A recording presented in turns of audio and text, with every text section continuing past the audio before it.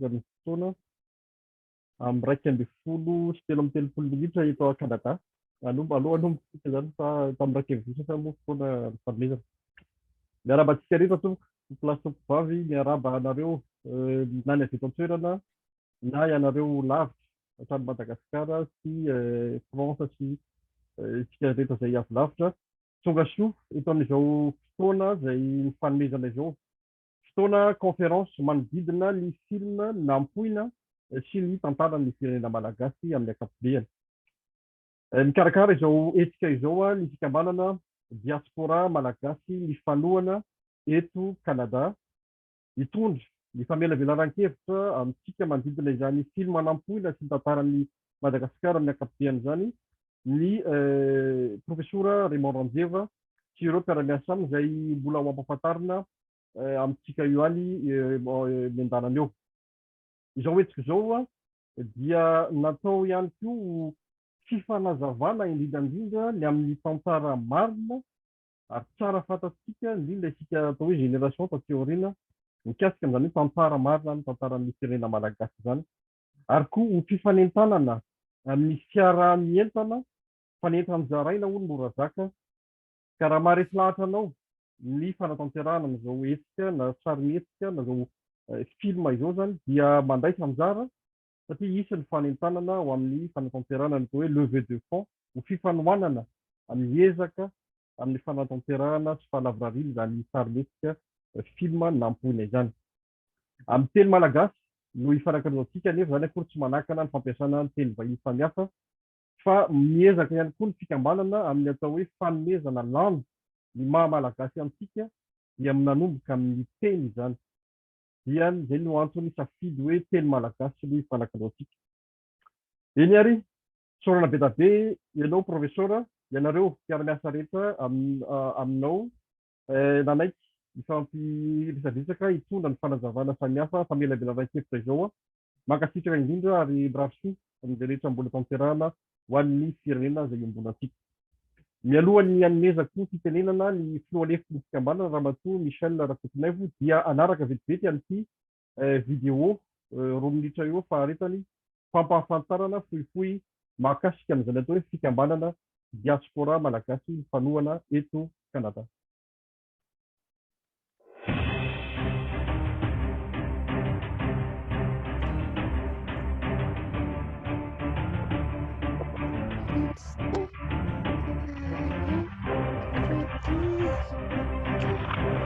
Fikambanana diaspora malagasy mifanohana eto Kanada dia fikambanana mitondra ara-dalàna sy ara-panjakana manomboka tamin'ny taona 2014. Ny fikambanana dia mandray sy misokatra amin'ny malagasy rehetra te hiaraka sy handeha amin'izany fikambanana izany. Tsy ny malagasy rehetra eto Kanada no mpikambana ao amin'ny fikambanana fa izay rehetra maniry hiditra sy hiaraka ao anatin'izany fikambanana izany. Misokatra ho an'ny olona rehetra na ho an'ny malagasy rehetra ny fikambanana na iza na izy fikambanana ho an'izay fomba fijery sy manaraka ny foto-kevitra izay ny fikambanana ho tratrarina. Ny fikambanana dia teny amin'ny anaran'ny malagasy eto Kanada fa kosa teny amin'ny anaran'ny fikambanana diaspora malagasy fanohana eto Kanada.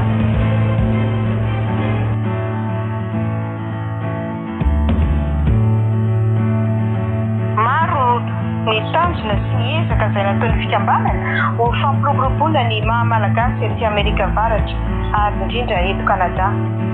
Tao anatin'ny zava-bita ny nikarakarana ny soratinonina Kanada, tao koa no nikarakarana ny andro ny kolontsaina malagasy eto Kanada na ny journée culturelle de Madagascar au Canada. Teo ihany koa ny fikarakarana ny fetim-pirenena malagasy. Ny fikambanana ihany koa dia sahatra iray ahafahana mifanakavevitra amin'ny fanampiana samy malagasy. Ireo izay te hianatra na te hanoro-ponena na te Kanada na koa ireo izay ao anatin'ny fitadiavana asa sy ny fifampirona amin'ny fiainana andavanandro eto Kanada. Ankoatr'izay dia efa misy ny asa soa izay natao tany Madagasikara tahaka ireo izay natao tamin'ny mitsindrany vohina izay nanjary tamin'ny firenena ireny. Fanenjika anaizana izy tsy manaratsy na izana izy fa miezaka manatsara ny natao maty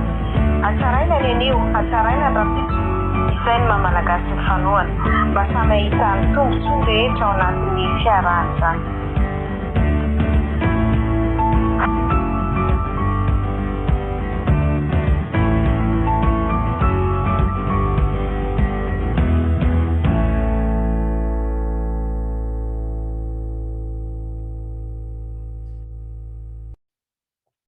Ya iny ary ity fandarana ity moa zany dia enregistrena dia isy ihany ny fizarana azy isy sous-titre izay hoaparitaka izay hoampiarahana aminy dia aparitaka ny aoriana izahantsika ao anatin'ny adiny roa farafahabetsany ny fifanakasika eto mba tsy ho lava loatra tsika rehetra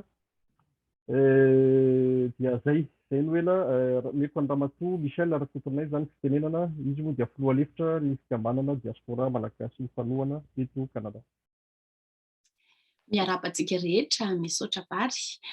voninahitra ho ahy no manolotra anareo androany ny vahinintsika ary tsisy izany fa izy moa dia mpitsara teo aloha filoha lefitry ny fitsarana iraisam-pirenena filohamboninahitry ny akademia malagasy ary filohan'ny akademia afrikana momba ny siansa ara-pinoana sosialy ara-politika ary nanoratra ny sarimihetsika nampoininy.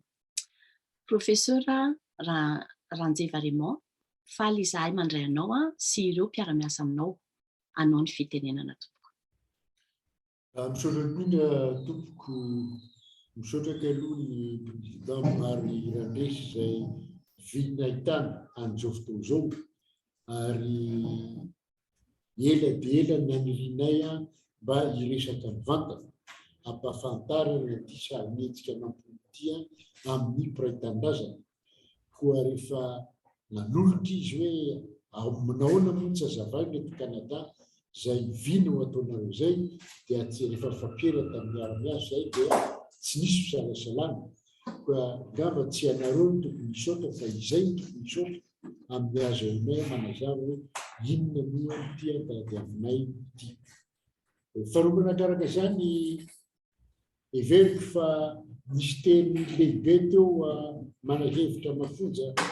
tamin'ny resaka nataon'ny président Mary Randresy teo dia nolazaina ny hoe faniriana ny iraisan'ny malagasy ary tsy hoe iraisana olona mifanerasera ihany fa olona miray fo izany hoe mahatsiaro ny fototra ny aviany dia Madagasikara. Ka faly izay satria ianareo zany zao amin'ny diaspora malagasy mivonona sy mifanohana ny Kanada dia mampanjary izay mba etaeta sy fanantenana izay dia malagasy tsy mandeha irery fa malagasy mahatsiaro tena ka afaka irerea ny mamalagasy azy na dia amin'ny tany lavitra azy. Ka raha mireren'ny malagasy tsy vitany hoe manembona na mahatsiaro ny andro fahiny fa malagasy hijoro andalina ampahafantatra ary hitaizany tanora koa dia fisaorana tanteraka matolotra ianareo fankasitrahana satria tsy ianareo ihany no heverina hisitraka an'izao horonan-tsary zao fa ny malagasy tsy fampivony.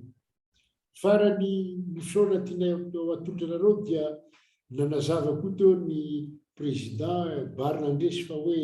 entina any an-tanana mba hanoanana ny fanatanterahana amin'ity film ity hatramin'ny farany raha ohatra ka heverinareo fa misy dika sy misy lanjana dia isaorana meloa isika fa satria matetika moa araka ny fomba fitenenana hoe ianareo aminy dia avana manana kokoa ary eto dia tsorona fa sahirana ny malagasy ary marina fa nitondradrano no mahatonga omby ary mitonga erikeriky mahatondradrano nefa najany aza ny fanoanana no azahoantsika manatanteraka ity ary voninahitra ho anareo ho anay ny mametraka ny anaranareo izay mandray anjara amin'ny générique hoe reto no havana tsy namelanay tamin'ny amin'ny sarotra koa dia misaotra tompoko ary amin'ny teny fisaorana aho dia entina hanehoana fa miray fotsika amin'izao fotoana izao. Zay ngamba no teny kely tiako arofo. Ya, misaotra tompoko. Anaraka ny fampidirana ny sarimihetsika zany tsika nampona dia avy eo anareo any Madagasikara feno zany ny fotoana dia nareo no manatanteraka ny famelabelarana resaka ka anaraka ny horonan-tsary tsika vetivety.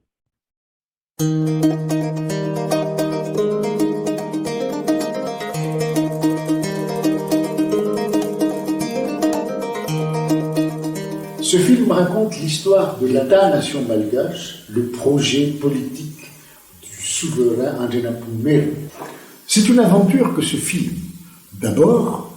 pour ce drame historique, il a fallu convaincre les différents participants dans la mesure où l'objectif était de faire découvrir une face cachée de l'histoire de Madagascar à partir de faits particuliers et je dirais même d'histoires vécues dans les familles, dans les villages ou dans les écrits des traitants présentant le royaume au XVIIIe siècle. Et lorsque nous avons mis en commun les fruits de ces travaux de recherche à caractère scientifique, on a compris que l'histoire du royaume de Madagascar, incarnée par l'État-nation malgache, était une véritable aventure d'avant-garde qui s'inscrit non seulement dans l'histoire de Madagascar, mais également dans l'histoire de la pensée politique universelle. Ce film contribuera à la promotion de la connaissance de Madagascar, l'identification des valeurs malgaches sur le plan international pour asseoir l'autorité, le crédit et la place de Madagascar dans le monde, car c'est une place qu'elle a déjà conquise du temps du royaume de Madagascar, des successeurs directs d'Andjanapumer, avec les reconnaissances de Madagascar comme État au sens du droit international.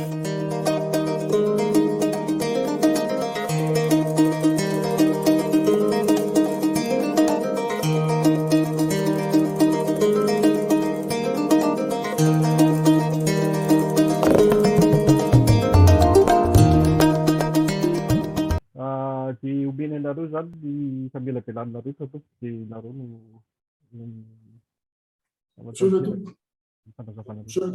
mizara roa ny fotoanantsika androany mba hisiny ny fanakalozan-kevitra ary hisiny ny fanerasarana. Voalohany ty aloha zahay atya dia ampafantatra anareo hoe inona ny viny amin'ity horonan-tsary mihetsika ity dia amin'ny fandarana faharoa dia hamaly ny fanontaniana zay manam-paniriana ametraka fanontaniana nangata-pazavana aminay aveto Madagasikara. Ny antony manko zay no azoanay manatsara rehetrany ny fanarovana an'ilay horonan-tsary ary zay ihany koa no azoanareo mahafantatra hoe inona marina ny tena tadiavina. Le misaotra anao Andriamatoa Abarina nanomboka ny dinidinika ny fanaovako raha ohatra tena alohan'ny nanaovana rehetrarehetra fa mbola fombola hevitra tao an-tsaina ilay vina dia nifitana mazava tsara inona moa no tadiavintsika. Iny tadiavintsika iny dia efa naseho amin'ny teny frantsay nampiasana azy ny antony nampiasana azy tamin'ny teny frantsay dia teo pietrereta sy mpandiniana dia zay no nanavanana tamin'izany fotoana izany. Nefa amin'izao fotoana izao dia amin'ny teny malagasy no nanaovana azy ka raha amin'ny teny malagasy dia tsy fandikana no nanaovana azy fa fieritreretana sy famoronana amin'ny teny malagasy. Ka noho izany ny zavatra voalohany tiako hazavaina dia hoe teny malagasy ny fanaovana film io ka Andriamatoa Rakotomahafaly Norbert zay fantatra amin'ny anarany hoe Ranoe no nanoratra ny dinika sy ny resaka ny fanaovana amin'ny film io na ny atao hoe dialogue. Ka voalohany indrindra mba hoazava tsara amintsika malagasy hoe avelany sy ny totoerana hoe manan-karena amin'ny teny malagasy ary ny teny malagasy azahoantsika manoratra, mamolavola ary mifampizara ny hevitra sy ny tranga miseho amin'ny oronan-tsary io. Andriamatoa Rakotomafaly Norbert dia mpikambana maefa ao amin'ny Akademia Malagasy, ary amina mpikambana amin'ny Akademia Malagasy dia tsorona fa ny teny malagasy izay ampiasaina dia nankatoavy ny Akademia mba tsy hoe teny tsotsotra na teny tsy mitombona no ampiasaina, ka isan'ny metsiny hoe zany ve ny teny malagasy ampiasain'ireo olon'ireo. Ka mangataka anao Andriamatoa Rakotomafaly mba hanazavaka aloha amin'ny rehetra hoe teny malagasy ahoana ary ahoana nahatonga anao molavolana amin'ny teny malagasy amin'ny oronan-tsary mihetsika ity. Miarabantsika rehetra Ray Tanindrazana izay manaraka n'izao fandarana izao. Raha ohatra ka namolavolan'io resaka natao io zany dia tsy maintsy nandalina boky maromaro mikasika ny tantaran'ny Andrianampoinimerina, boky nampanoratra 5 eo zany no nalalinina hoe inona avy ny mety fiteny ampiasaina tamin'izany vanim-potoana zany araky ny tanteran'ireo mpanao boky azy, hoe ohatrohatr'izay fomba firesak'ireo olon'ireo tamin'ny fotoan'andro ny aina mihitsy raha ny hita ao amin'ny boky. Dia rehefa avy eo amin'izay niara-ny ady hevitra tamin'ireo mpiara-miasa mamolavolan'ity oronan-tsary ity zany hoe ohatrohatry ny ahoana ny fomba atao hitenenina an'izy ity, satria raha ohatra ka le tena fiteny tamin'ny andron'ny Andrianampoinimerina navelomany ve no ampiasaina dia mbola azo eritreretina ny azahoan'olona azy izay mijery ny filon'io, sa hoe atao amin'ny teny malagasy ofisialy amin'izao fotoana izao le izy kanefa sao dia tsy manaja loatra an'ilay tantara indray ny fanaovana an'izay. Dia rehefa natao ary ny ady hevitra rehetra mikasika an'io dia narafitra aloha ny resaka ny fanaovana voalohany ao anatin'ny tantara io zany hoe inona daholo mety fitenin'ilay olona, dia nasaina ny vakiany namana, dia niarana nitsy daholo amin'izay ny olona rehetra hoe ohatrohatr'izao ny tokony fandehan'ity tantara ity, ka ahoana ny tokony hitenenana azy. Dia nahitsy tsikelikely teo nalefa indray ny soratra faharoa, dia mbola nandinika indray ny mpiara-mandinika rehetra, eo ny mpahay tantara, eo ny mpikaroka momban'ny arkeolojia tao anatin'izany nanome hevitra, eo ihany koa ny namana mpandinika teny malagasy, dia nahitsy tsikelikely. Ka amin'izao endrika isehoany ao anatin'ny oronan-tsary zao zany dia efa soratra fahafito no navoaka. Ka ao anatin'izay zany maromaritra iraisana dia hoe misy fiteny kosa tsy maintsy le teneniny tamin'izany fotoana zany no tenenina. Ohatra zao hoe tsy maintsy niteny ianao hoe tsarantitra, tsy maintsy niteny ianao hoe masina ianao ry mpanjaka, na hoe masina ianao Andrianampoinimerina. Misy karazana fiteny ohatr'ireny zany tsy azo amboarina mihitsy fa tsy maintsy zay no hitenenana azy. Misy kosa nefa ny teny sasany natao amin'izay mety azahoan'ny olona azy. Raha ohatra ka nandray ny teny Antemoro rehefa niresaka an'ireo anakara nampiakarana taty Antananarivo zany ry Ratsilik'aina sy Andriamasinoro, dia niezaka nampiasa ny fiteny Antemoro ao Manakara raha ohatra ka volipeno no nanaovana azy. Dia nefa ny dikevitra tamin'ny zareo tompoteny ihany koa izay zavatra izay dia nisy ny fanamboarana moa mba hifanarahana hoe tsy isy tsikera be loatra terak'izay hoe tsy izay ny fiteny Antemoro na izay ny fiteny Antemoro fa dia hoe aiza ny azakan'ny olona azy. Izany hoe raha fitinina izay resaka rehetrarehetra izay zany ny teny ampiasaina amin'ny fifampiresahana ao anatin'ny oronan-tsary io dia miezaka nanaja ny fomba fiteny rehetra tamin'izany fotoana izany nefa ihany koa miezaka nanao an'izay teny mety azahoan'ilay olona azy rehefa mijery n'ilay oronan-tsary izy. Dia amin'ny ankapobeny zany ny fototry ny resaka dia nalaina tamina tahirikevitra 5 miaraka miady hevitra ny fanaovana tamin'ireo olona manam-pahaizana mikasika amin'ny tantara sy ny olona mikasika amin'ny teny. Dia ohatrohatr'izay zany le izy amin'ny ankapobeny. Sotranao Andriamatoa Rakotomafaly, amin'ny mampampianatra ny tena sy amin'ny mahafiloan'ny Akademia Malagasy ho antsika indrindrindrindra ho anareo aty Kanada, voalohany indrindra aloha amin'izao fotoana izao dia efa nolanina tao amin'ny Akademia Malagasy ny politika momba ny teny. Ary amin'ny politika momba ny teny dia soritana mazava tsara ny hoe teny malagasy sy fiteny malagasy. Ny teny mena na ny teny ova izay fitenitsika dia fiteny, fa ny teny malagasy dia tsy maintsy volavolaina izay zavatra. Ary ny teny malagasy io dia manana ny ainy manana ny fanotrono ny zavatra io zany hoe amin'izao fotoan'izao zany tsika eto Madagasikara dia eo ampandrafetana ny teny malagasy. Tamin'ny fivoriana tamin'ny enaro lasa teo tany Mahajanga nisy fivoriana nataony ny akademia malagasy nankalazany fa 120 taona ny akademia malagasy dia isan'ny zavatra andresahana atao hoe ny faritra rehetrarehetra dia hanao ny tanisan'ny teny na ny fiteny ao aminy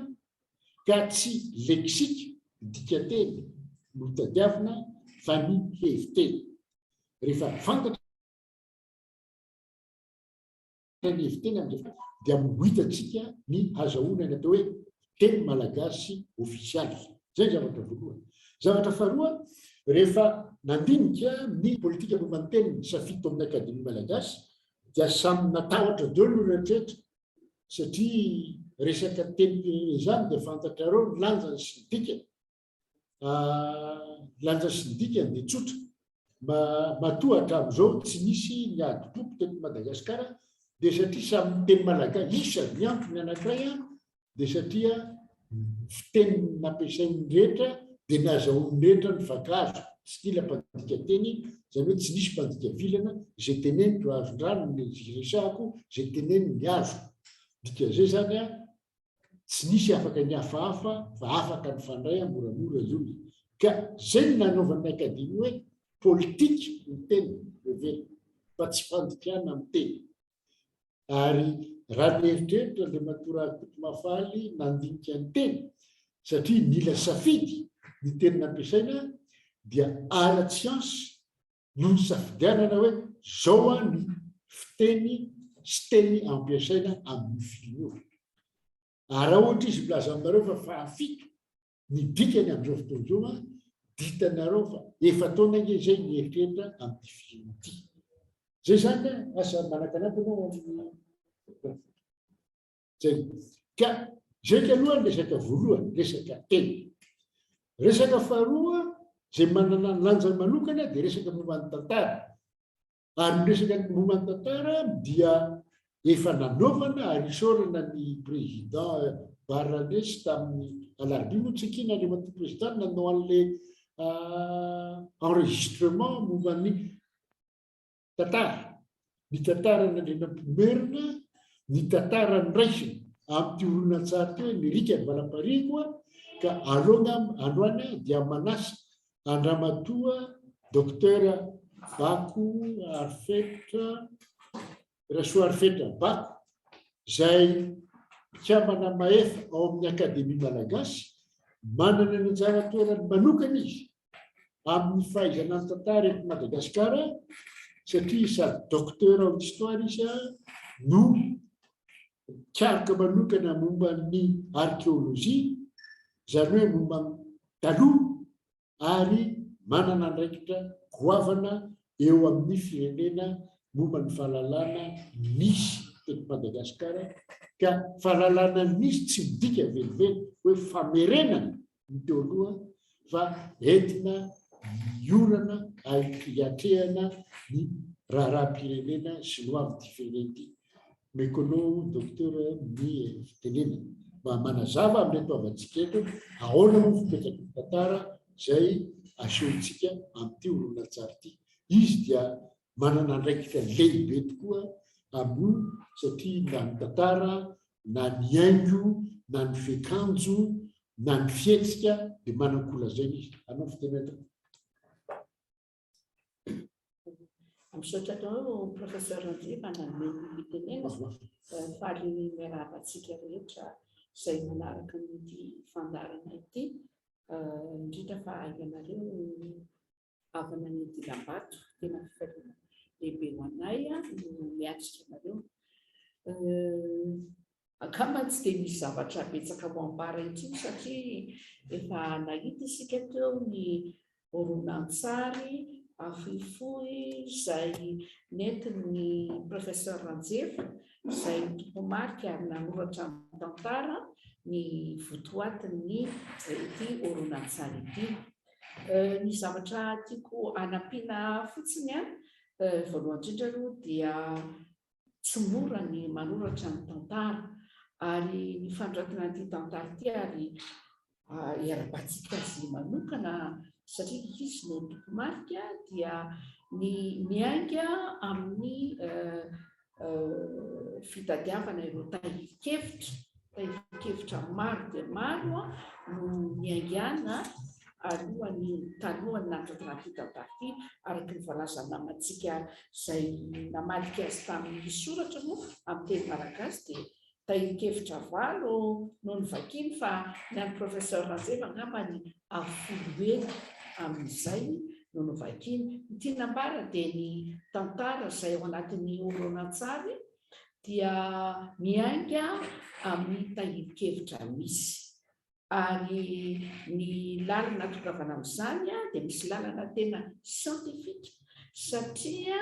tsy afaka manoratsoram-poana satria ny soratra dia toetra ary ity horonan-tsary ity dia ho karazana tahirikevitra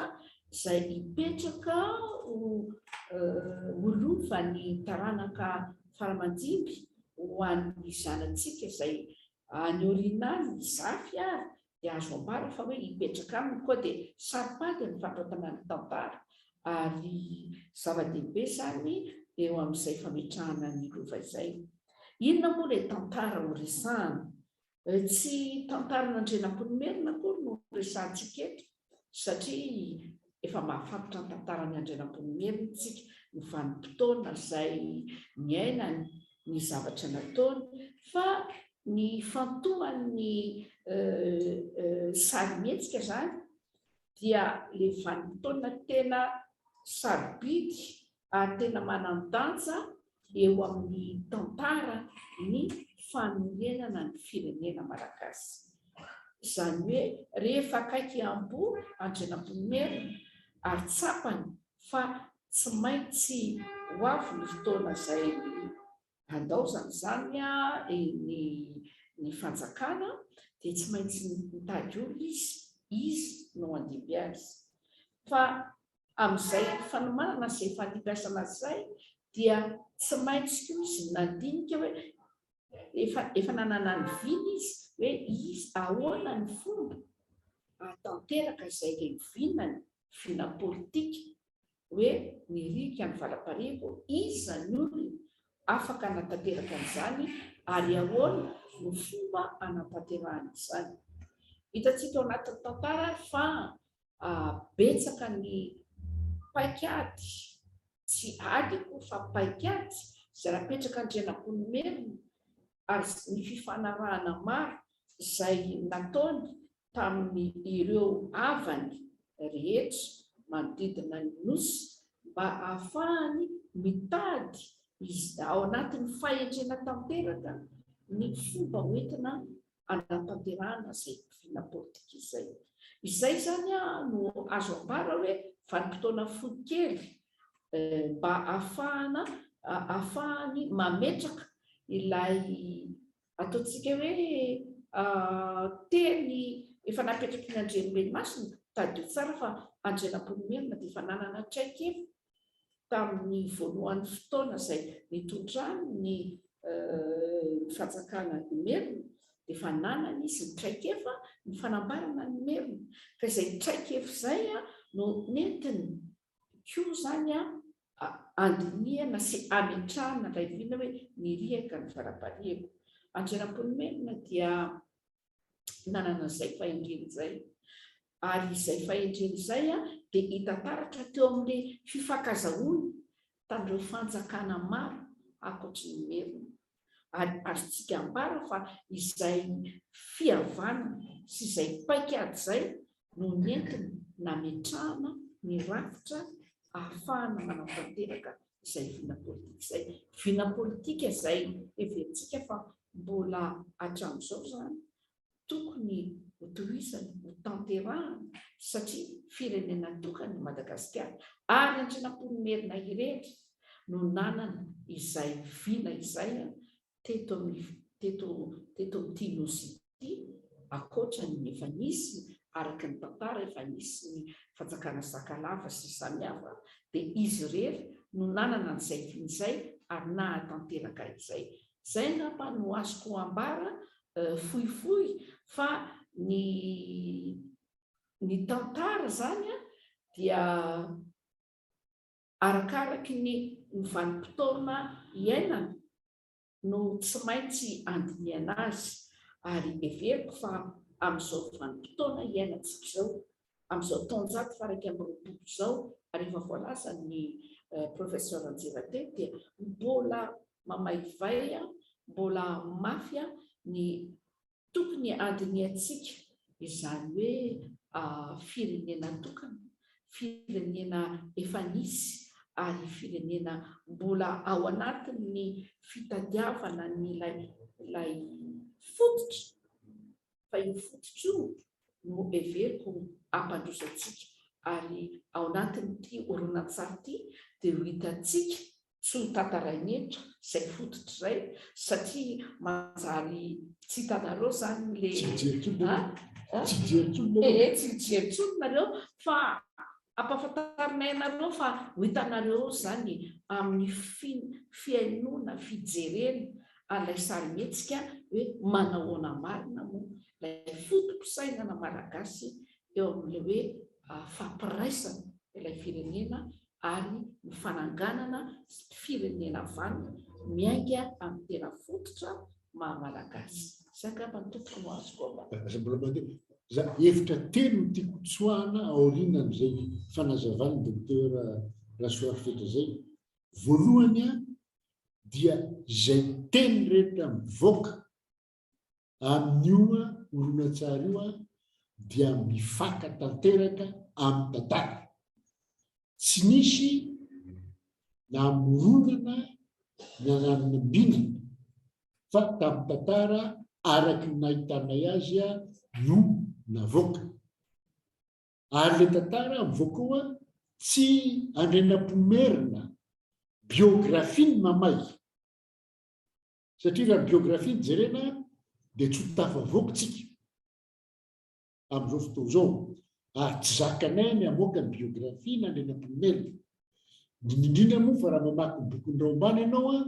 ditanao fa andrenam-pomerina dia olona nanahirana, maka ohatra fotsiny 30 ny vady no novinao,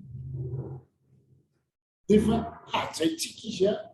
inona no najaitsika azy, satria izy nanana vina, ary le vina nananany dia nananganana firenena malagasy tokana. Raizay faharoa marakaraka zany raha mijery amin'ilay fihetsika andrenam-pomerina dia sady mpanjaka izy no andrem-bahoaka ampovoan'ny tany, zany hoe niona tao aminy zany ny fisainana anankiroa mikasika fitondram-panjakana teto Madagasikara, ka ny fisainana voalohany dia mpanjaka mitondra, ary ny fisainana faharoa dia andrem-bahoaka ampovoan'ny tany. Ka raha miteny hoe andrem-bahoaka ampovoan'ny tany dia tonga ao an-tsaina fa andrem-bahoaka ampovoan'ny tany dia nanjaka tany tasy. Zay zavatra lehibe zay, satria rehefa miresaka tsika amin'izao fotoana izao dia vonony fakapanahy anahaka ny fomba fijery vazaha, dia hoe mpanjaka zany dia baiko mpitondra ary tsy refesy mandidy, tsy atompoko ao Madagasikara, tsy zay no atao hoe mpanjaka, ary misy akon'izay ary adinontsika hoe zay fiona ny mpanjaka sy ny andrem-bahoaka ampovoan'ny tany zay no herin'ny fanjakana. Fahatelo tiako apetraka eto dia zao, le fotoana noraisina dia anankiroa ary tsy hifandirana raha ny raharahany Madagasikara no jerena. Voalohany andrenam-pomerina araky ny tantara no mpanjaka voalohany tory ny firaisana ny firenena sy ny fanjakana malagasy, ary ny safidinay na iza mpanjaka tory an'izay, na iza lazan'izay tafirenena, zay no niraisinay ho atao horonan-tsary. Izy no niteny izay voalohany ka dia aloha zay vina zay a no raisina. Faharoa manarakaraka zany dia oka zavatsara fa lay resaka fandovana no mipetraka hoe iza no handova amin'ny zanaka andrina andrenam-pomerina zay tsy maintsy nijerena satria raha diso safidy izy a de potika tanteraka mivina nataony. Ka ho hitanareo zay fa miteraka raharaha be tsy mora nanoa zay a nefa nininana so ahatsapany malagasy fa ny firaisam-pirenena de tsy mandeha ho azy. Misy mampimevitra fa mandeha ho azy io na tsy mandeha ho azy io satria olona efa nanana ny fototra materiel na hoe fototra azo tsapaitanana ny firaisana fa tsy tao a le saina hoe hivombona ho firenena de zay a mahasarovana ndrampoloha. Sao na ny hevitra madama manakanampy ka izay mihitsy zany no mahasamihafa nyity horonan-tsary ity amin'ny horonan-tsary izay efa misy a dia ity horonan-tsary ity zany a dia manaitra antsika andiniteny indrindrindrindra hijery ary amakafaka ny tantara ny Madagasikara. Isika malagasy mbola tsy tena mahalala ny tantara Madagasikara ary isaorana mbola isaorako professeur Ranjevy satria malagasy no manoratra hatramin'izay nge ny tantarantsika dia ireo vahiny no nanoratra azy ary ny soratra dia efa tonga ny portugais ny europeana vao nanoratra azy dia ny maso azay tiany ho tantaraina ary maso vazaha no ahitany azy ary ny politika tiany hivoatra no hitondrany azy. Ka ny mahasamihafa ny horonan-tsary ity zany dia hoe malagasy manoratra miezaka ho tena ahitsy maso mahitsy no hitondrana azy ary miainga amin'ny tarikevitra misy. Zany akory tsy midika hoe zay tarikevitra hafahafa dia tsy mivakena tsia fa mivakiana tokoa fa tsy maintsy milanjalanjaina inona no tantara tena izy ary inona no tantara zay tiana zany ho voizina ka ho fantatry ny vahoaka malagasy indrindrindrindra ny tanora. Zay zany momba ny tantara fa atsitoko kely moa ilay mbola hiteny ihany aloha zany ny mpanatotosa ny horonan-tsary fa miezaka ihany koa zany izahay amin'ity horonan-tsary ity mba anakaiky ny tena zava-misy tamin'ny taonjato faha-20 ohatra eo amin'ny resaka tao-trano, ohatra eo amin'ny resaka fitaovana enti-manana, ohatra ny akanjo zany, ny fitaovana madinidinika ao an-tokantrano, ny fomba fitafy sisisy. Aoka ho tsorina amintsika fa tsy dia betsaka loatra zany a ny tarikevitra mipetraka efa nisy ihany ny tarikevitra tamin'ny taonjato faha-20 fa saingy somary vitsy kely ka deraina manokana ny ireo izay nanao sy nanatotosa androkojakoja ilaina satria tsy maintsy miainga tamin'ny ireo tarikevitra fa ainy kosa no namadika izany mba tsy hivoana amin'ilay vanim-potoana izay iainantsika vanim-potoana ny taonjato faha-20 naina ny andrenam-pomerina. Koa dia zay tapany toko no azoko ambaraka dia ny fanontaniana moa mbola azona voapitraka ihany rehefa avy eo. Sorato resaka tantaritsika zany hoe miresaka lasa azao tsika miazakazaka iroso amin'ny fanatotoloana sy anenjika ny tontolo zao mbana ny anjara toa ka mengavany ny Andriamatoa Ranjatoery Arilala zay tompona andraikitra amin'ny fahaizana tantara ny hanazava amintsika hoe inona ny fanamby no raisina ho an'ny taranaka ankehitriny sy taranaka mandimby amin'ny nanaovan'ity horonan-tsary ity. Andriamatoa Ranjato hoe ny alala dia tiamba Andriamatoa président Barandresy efa fantatrao efa nitafaresaky nareo efa niona nareo raha tsy diso efa nisy fotoana nionanareo Rabatoko dia raban'ny ray aman-dreny Ranjatoery alala Andriamatoa Ranjatoery alala efa nisy fotoana tokoa fanakalozana Andriamatoa Ranjatoery dia mpikambana maefa ao amin'ny Akademia Malagasy ary amin'ny mpikambana maefa amin'ny Akademia Malagasy dia tiako soitana satria tsy fantatry ny olona izany. Izy no nanao mitatitra ny politika momba ny teny izay niteneniko sy nazavaiko teo am-piandohana androany. Nefa afa-izay finiavany sy fankatoavany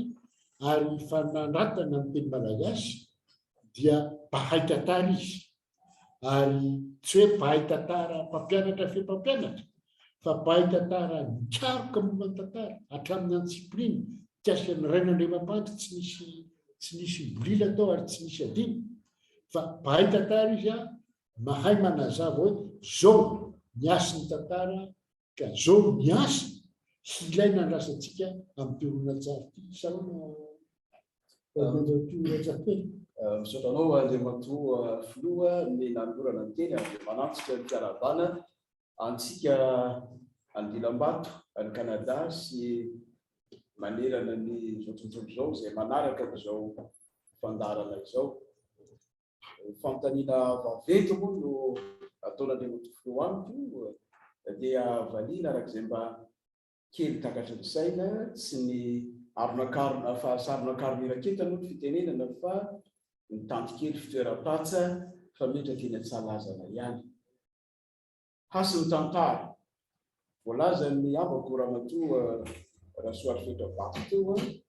miventy ny zavatra ambara amin'ny ampahany amin'ny tantara Madagasikara ao anatin'ity horonan-tsary nampitondraina no lohateny hoe nampona ity. Ary antony nahatonga ny anaovana n'izao horonan-tsary zao sy ny zavatra kendrena amin'ny raha teo dia anisan'izay verina hoe lehibe sy atao laram-pahamehana amin'izany ny fampahafantarana ny tantara Madagasikara na dia amin'ny ampahany azy. Araka ny voalaza teo tsy ny manontolo akory amin'izay momba nanenam-pomelona no voasana fa dia ny ampahany eo amin'ny faraparan'ny fiainany kanefa ny vanim-potoana azo lazaina ho ny lehibe eo amin'izany fiainany fiheveram-panjakana tamin'ny fotoan'androny sy ny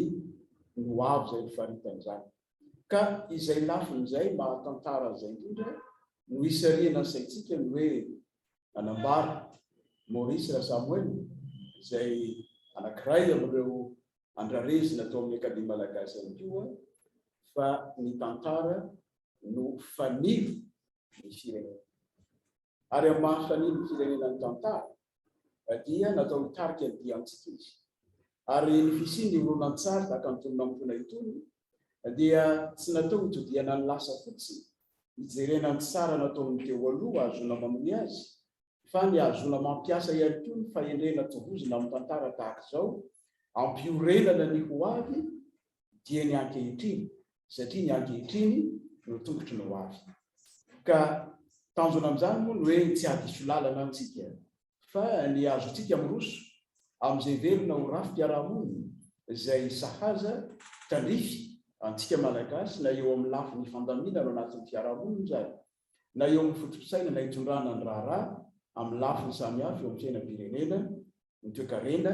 ny fiarahamonina, ny fifandraisana amin'ny anyvelany indrindra satria raha ny fotom-piheverana andrenam-polomelona ny eo amin'izany fitondram-panjakana izany dia nahasana lafin-javatra maro no azo hiheverana azy. Ary ny manarakaraka an'izay amin'ny fahavitany izao horonan-tsary izao dia anisan'ny zavatra lehibe izay hoheverina ny azona manaparika azy tsy eto an-tanindrazana ihany amin'ireo sokajin'olona, sokajy taona samihafa fa hatrany velan'osy ihany koa amin'ireo Malagasy any Andilam-Bato rehetra ny tan-dranomasina rehetrany sy amin'izay rehetra liana satria zavatra kendrena araka ny voalaza teo dia ny ampahafantatra ny tantara ny Madagasikara ny ampifo Malagasy ka anana frériana amin'izany mahamalagasy azy zany fomba mananjavatra ho tantaraina ihany koa izy eo amin'ny fiainana hijoroana amin'izany mahamalagasy azy izany ary indrindra hieverana ny amin'ny azona amin'ny fampandroso miainga amin'izay fototra mahamalagasy izay tovozintsika ao amin'ny fahalalana ny tantara fa ny olona mahalala ny tantara ny taranaka mahalala ny tantara ny olona misy fototra fa ny olona tsy mahalala ny tantarany dia ny fanohitra amin'izany tokoa mihevaeva fotsiny tsy manana izay ifarana ary eto dia sitrako indrindra ny amerina indray ny teny ny raina mampandry manao hoe ho malagasy mandroso fa mijanona ho malagasy izay ny firariana ho antsika rehetra ary izao oronan-tsarinam-poana izao dia verina fa hitarika amin'ny sainantsika ho amin'izany hoe lalam-pandrosoana kanefa hijanonantsika hitoerantsika ho malagasy mandrakariva izany. Ny amezako izay teny izay eran-tany tsy mbola nisy firenena nandroso amin'ny lafin'ny maolona, lafin'ny toe-karena, lafin'ny fahaizana raha tsy afaka mirerea fa manana ny tantarany izy. Ary fahafantarana ny tantarany dia tsy midika velively hoe famerenana mpivava izay ataony am-pianarana fa fahaizana sy fiainana fandalinana ary indrindra fieritreretana no avy. Saona natorazato ary fieverako azy araka nefa fanakalozasika hevitra trano dia hoe atao zava-dehibe ny nefa nambarako tao ihany fa somary ataoko antsika tokoa rehefa vita soamantsara izao oronan-tsara izao dia fanatanterahana fanatrarana zany tanjona kevetsika izany dia hoe fampielezana azy amin'ny sekoly hitan'ny tanora hitan'ny ankizy fampielezana azy amin'ny toeram-pifanana samihafa rehetra ary amin'izay fomba azona mampiely azy farafaharatsiny anaiky farafaharatsiny amperikeritra farafaharatsiny mitarika ny malagasy tsirairay avy andiny tena eo amin'ny ankehitriny sy ny hoavy miainga avy amin'ny fahitana ny lasa. Zay zany ny ampaha amin'ny anjara raisina ity dia fampafantarana nareo ino nahatonga ny zao safidy zao atao anaovana horonan-tsary mihetsika mikasika ny fiainana mitranga tsotra dia tsotra nefa mavesa-danja ho an'ny firenena satria okazava fa miainga izao tontolo zao fa matosika mbola miara-miaina mahatsiaro tena ho malagasy dia mandova ilay afatra hoe nirika ny valam-pariako avako daholo nareo rehetreto na avy any atsimo na avy any avaratra na avy any ndrefana hatranitsinana. Zay moa tompo dia azo atsiny fa sady mpampianatra no karakarany akademia ireo no nandray fitenena kanefa mikabary ny fandiniana dia mila endrika mifosana endrika hita ahatsapahitanana dia hiditsika amin'ny lafiny faharoa dia amin'ny lafiny kanto lafiny hetsika ary lafika feo ka mety ny tompon'andraikitra dia andriamatoa Randrianirahonana ny fitenenana ngamba amboarina kely ngamba satria izy no réalisateur izany hoe izy zany no tompomarika amin'ny fanodinana ny hevitra rehetra voavolavola tao ho sary mihetsika amin'ny lendalenda ary koa hitaiza ny mpijery sy alokatra izay liana amin'ny zavatra ka dia ikavenao andriamatoranana andray hanazava firavantsika hoe zao ange ny lafiny artistika amin'ny ary lafiny création cinématographique. Sotranao professionnel amin'ny fitenenana mbola manatitra ny sika rehetra malagasy miaina any Kanada manatrika an'izao fotoana izao. Zavatra anankiroa no nampandreketina anay amin'ity fanatotosana sahamitsika ity dia fanatotosana azy zany fa talohan'ny hoe fanatotosana dia misy ny fanoratana azy ho scénario asa lehibe zay ary amantonany nanaovana azy satria tena ampota taratasy ampota-kevitra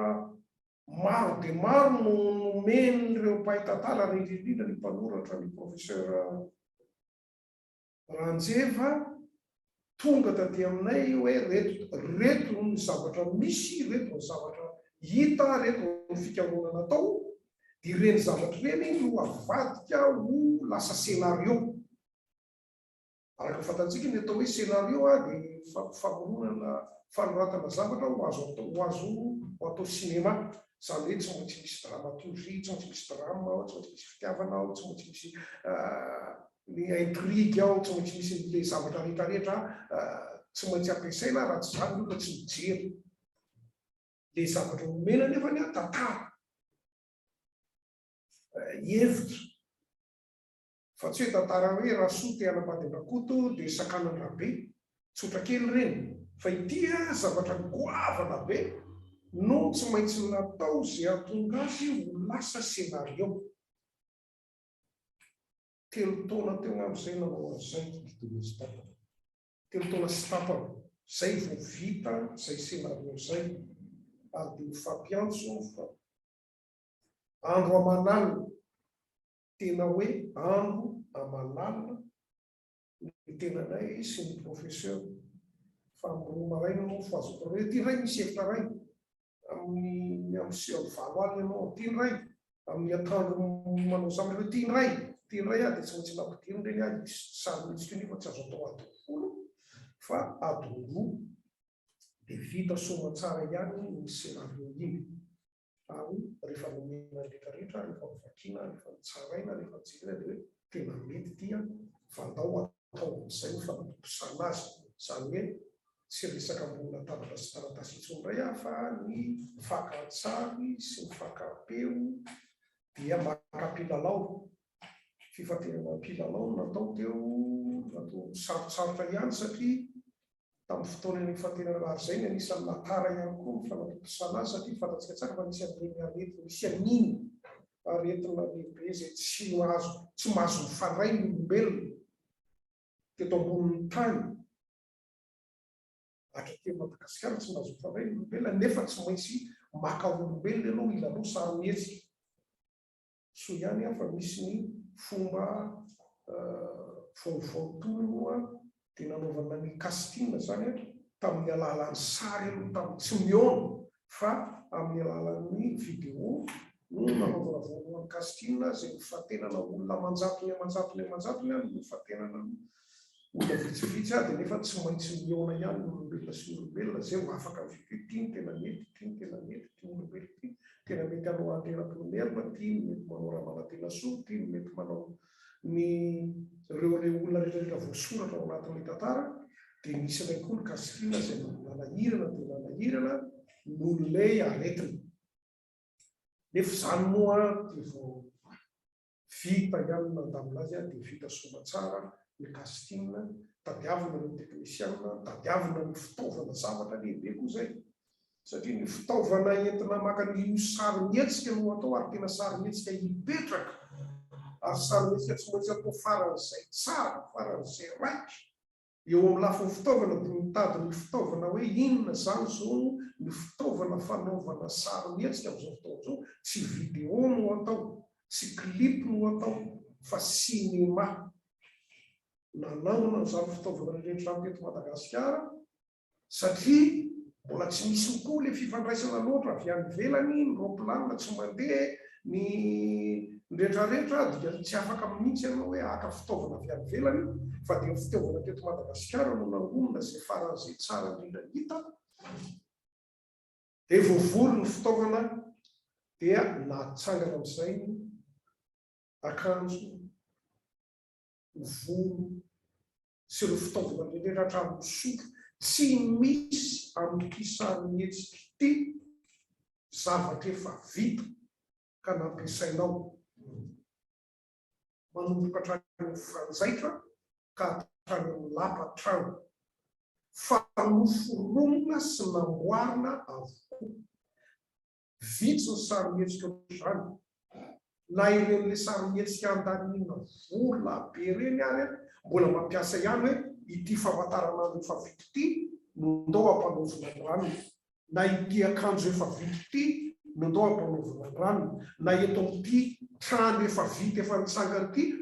io no ataontsika tranony ihany, na ity latabatra ity no ity efa vita ity fa ny zavatra namboarina sy noforonina vaovao avokoa.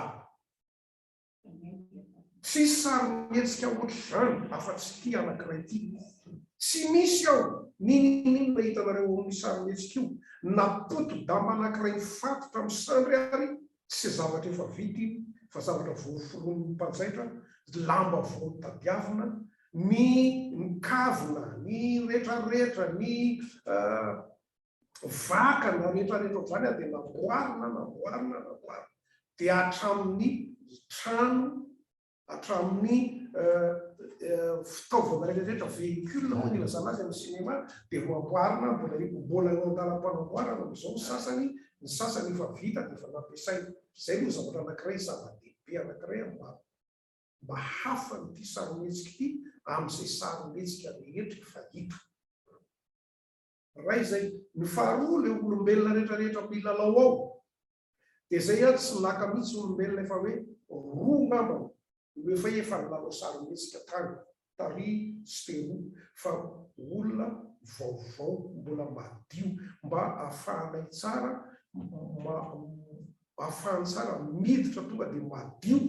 ao anatin'ilay personazy olalaovina fa tsy ampifangarongaro amina zavatra efa nilalaoviny tarina, efa nilalaoviny tatsy na traika taroa fa madio izy miditra ao dia andrenam-paharoa madio no andrenam-pahamerina lalao ao ary tsy milalao izy afa-tsy andrenam-pahamerina ary tsy mahafantatra izy afa-tsy andrenam-pahamerina. Zavatra anankiray safidy lehibe nataony koa izay mba hahatonga an'ilay sarometsika sy ilay mpilalao no hivohitra fa lay lalaovina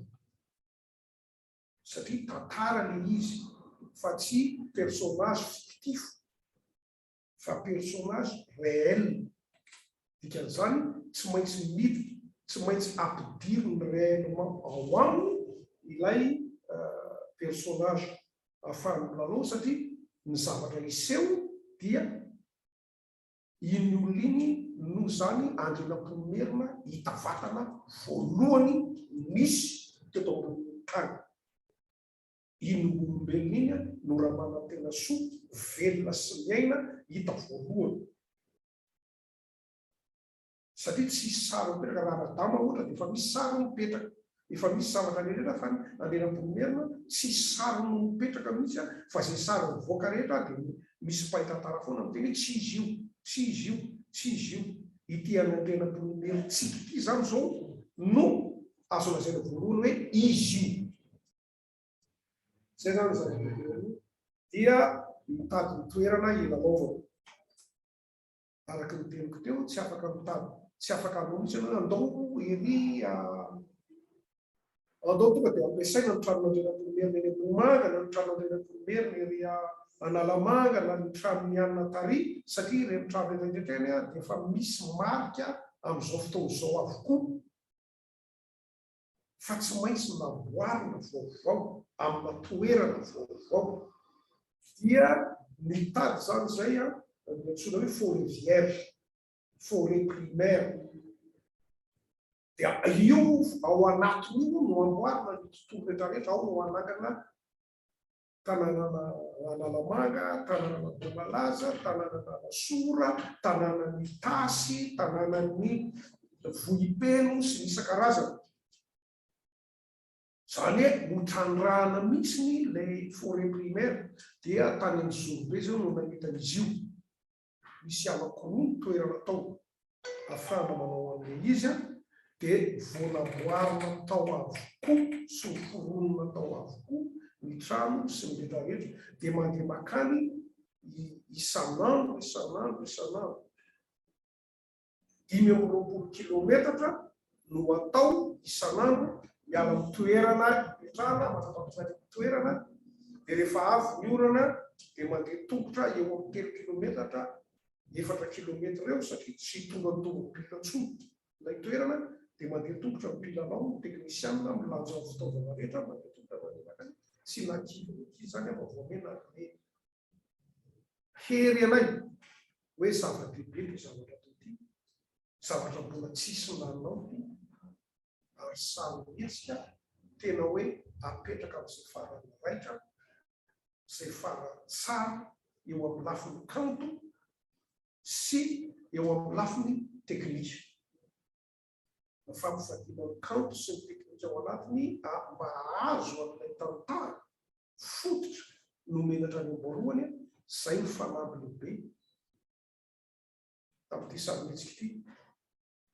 fanampy lehibe vitanay ilokanokanay aminareo fa vitanay vitanay sola tompoko renareo zany ny tokom-panompona na tokiana ihany koa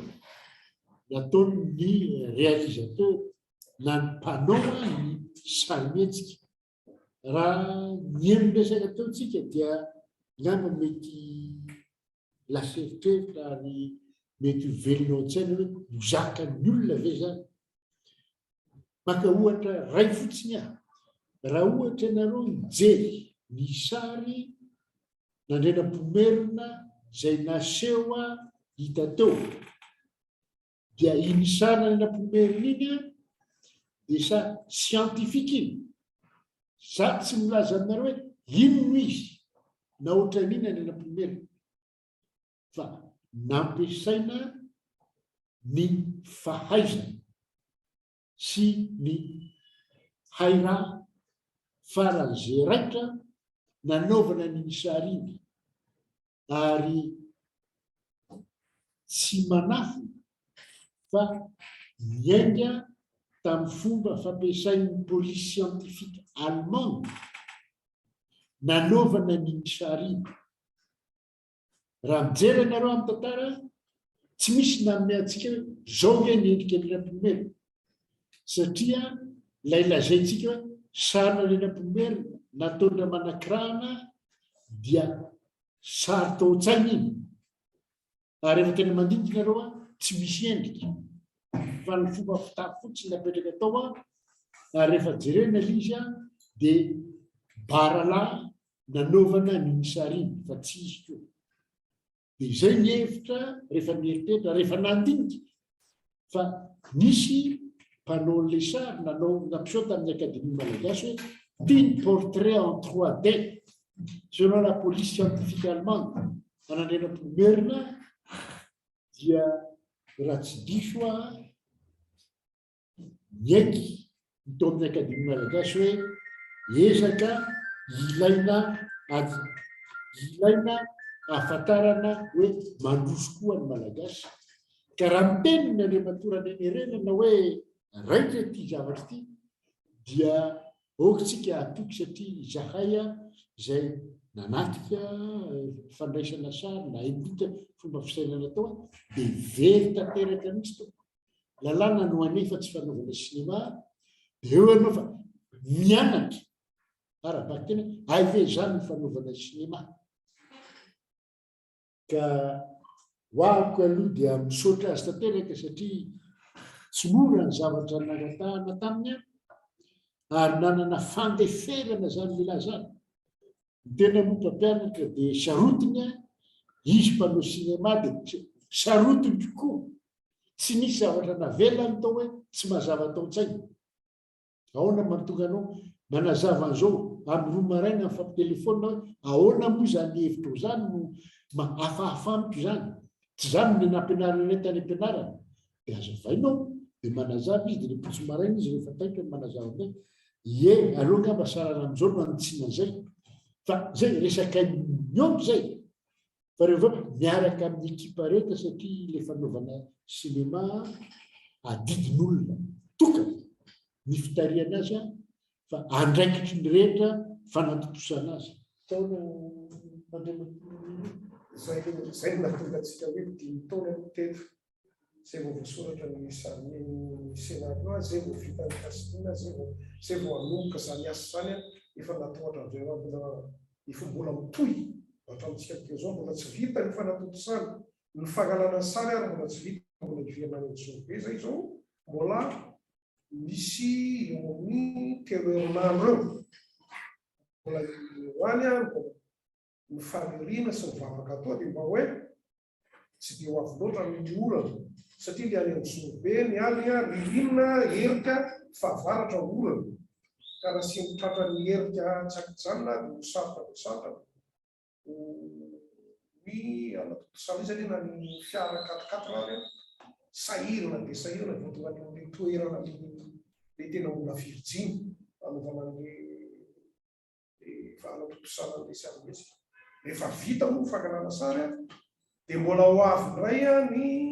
fandrafetana nyreny sary ny montage zany sy ny fampidirana ny feo ny mozika isan-karazany zay noforon'ny rôlagamana manatrika atsika eto mbola mialana fitirana izy ngambany amin'izay mbola ampidirana ny bruitage isan-karazany rehefa vita zany a sarymesika ankehitriny tsy mba ohatra hoe tsy hoe le alainao sary iny a dia ino lorsque fa mbola misy indray ny étalonnage ny post production zay mbola sarotra kokoa ndray azy no lay fangalana sary satria eo vao tena petraka am'izay hoe ohatrany ahoana ny loko ampiasaina ohatrany ahoana azavana ampiasaina reny ray le étalonnage iny mbola amambolana ihany koa ny asa atao amin'iny mba hahatonga an'le sarymesika no tena raitra any farany fa tsy hoe atao lanjonanjo na entsikenjehana fotsiny ny fotoana fa tsy maintsy alaina amin'ny atsipoliana tena farany zay kely eto manampy fotsiny tsy misy madinity tena manampy fotsiny fa afa-tsy ny fakana sary any amin'ny zobe dia izy koa fakana sary any Tsimbotsirano zay tsy azo idirana satria amin'ny lafiny tantara moa misy anankiroa tsy azo idirana amin'ny resaka famoronana fampiraisana firenentia dia ny Tsimbotsiranana sy ny Bony zay koa misy lafiny zavatra anankiray fa ny Bony moa tonga teto Petomerina ary mipetraka atao Mangabe raha vahiny ka tsy voatery andeha any Bony ny isika amin'ilay fandraisana an'ilay sary eo aloha moa teny Rôlagamana amin'ny sarymesika rehetra dia misy hira sy ny feo ary ny zava-maneno ka efa narentsika teo ampahany na ny hoe bande d'annonce ka alohan'ny asa zay tianao ary matoa Rôlagamana novena enonaka aloha le bande d'annonce sa tonga ianao dia alay fitenenana asa rehefa tongany le 2 minitra bande annonce sary sy ny bande original feo zay nalefanay teo azo alefa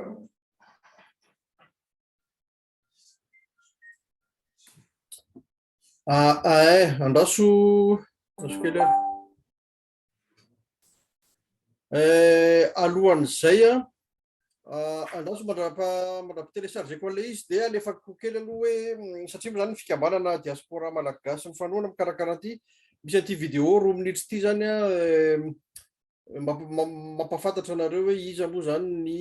tompon'andraikitra isan-karazany amin'izany fikambanana zany dia aorianan'izay alefako le vidéo anankiray zany aorianan'izay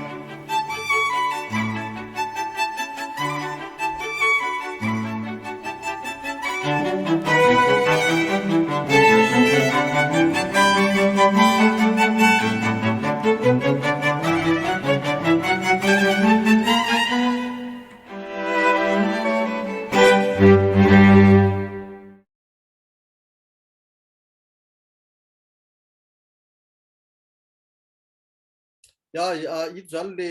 vidéo nalefanareo teo le bande annonce.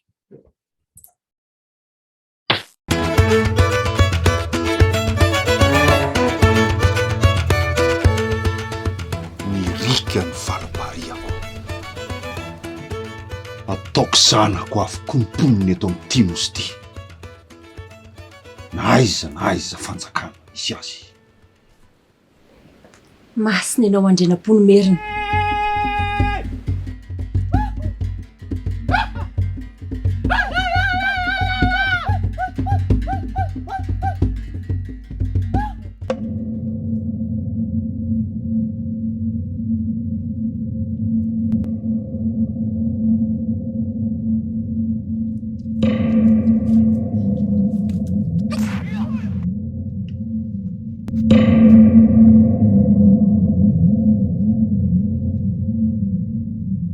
Aza manay ianao rikaky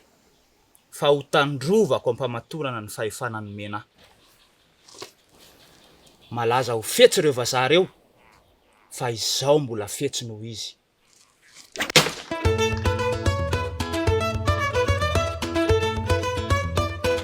Nirika ny valopariako.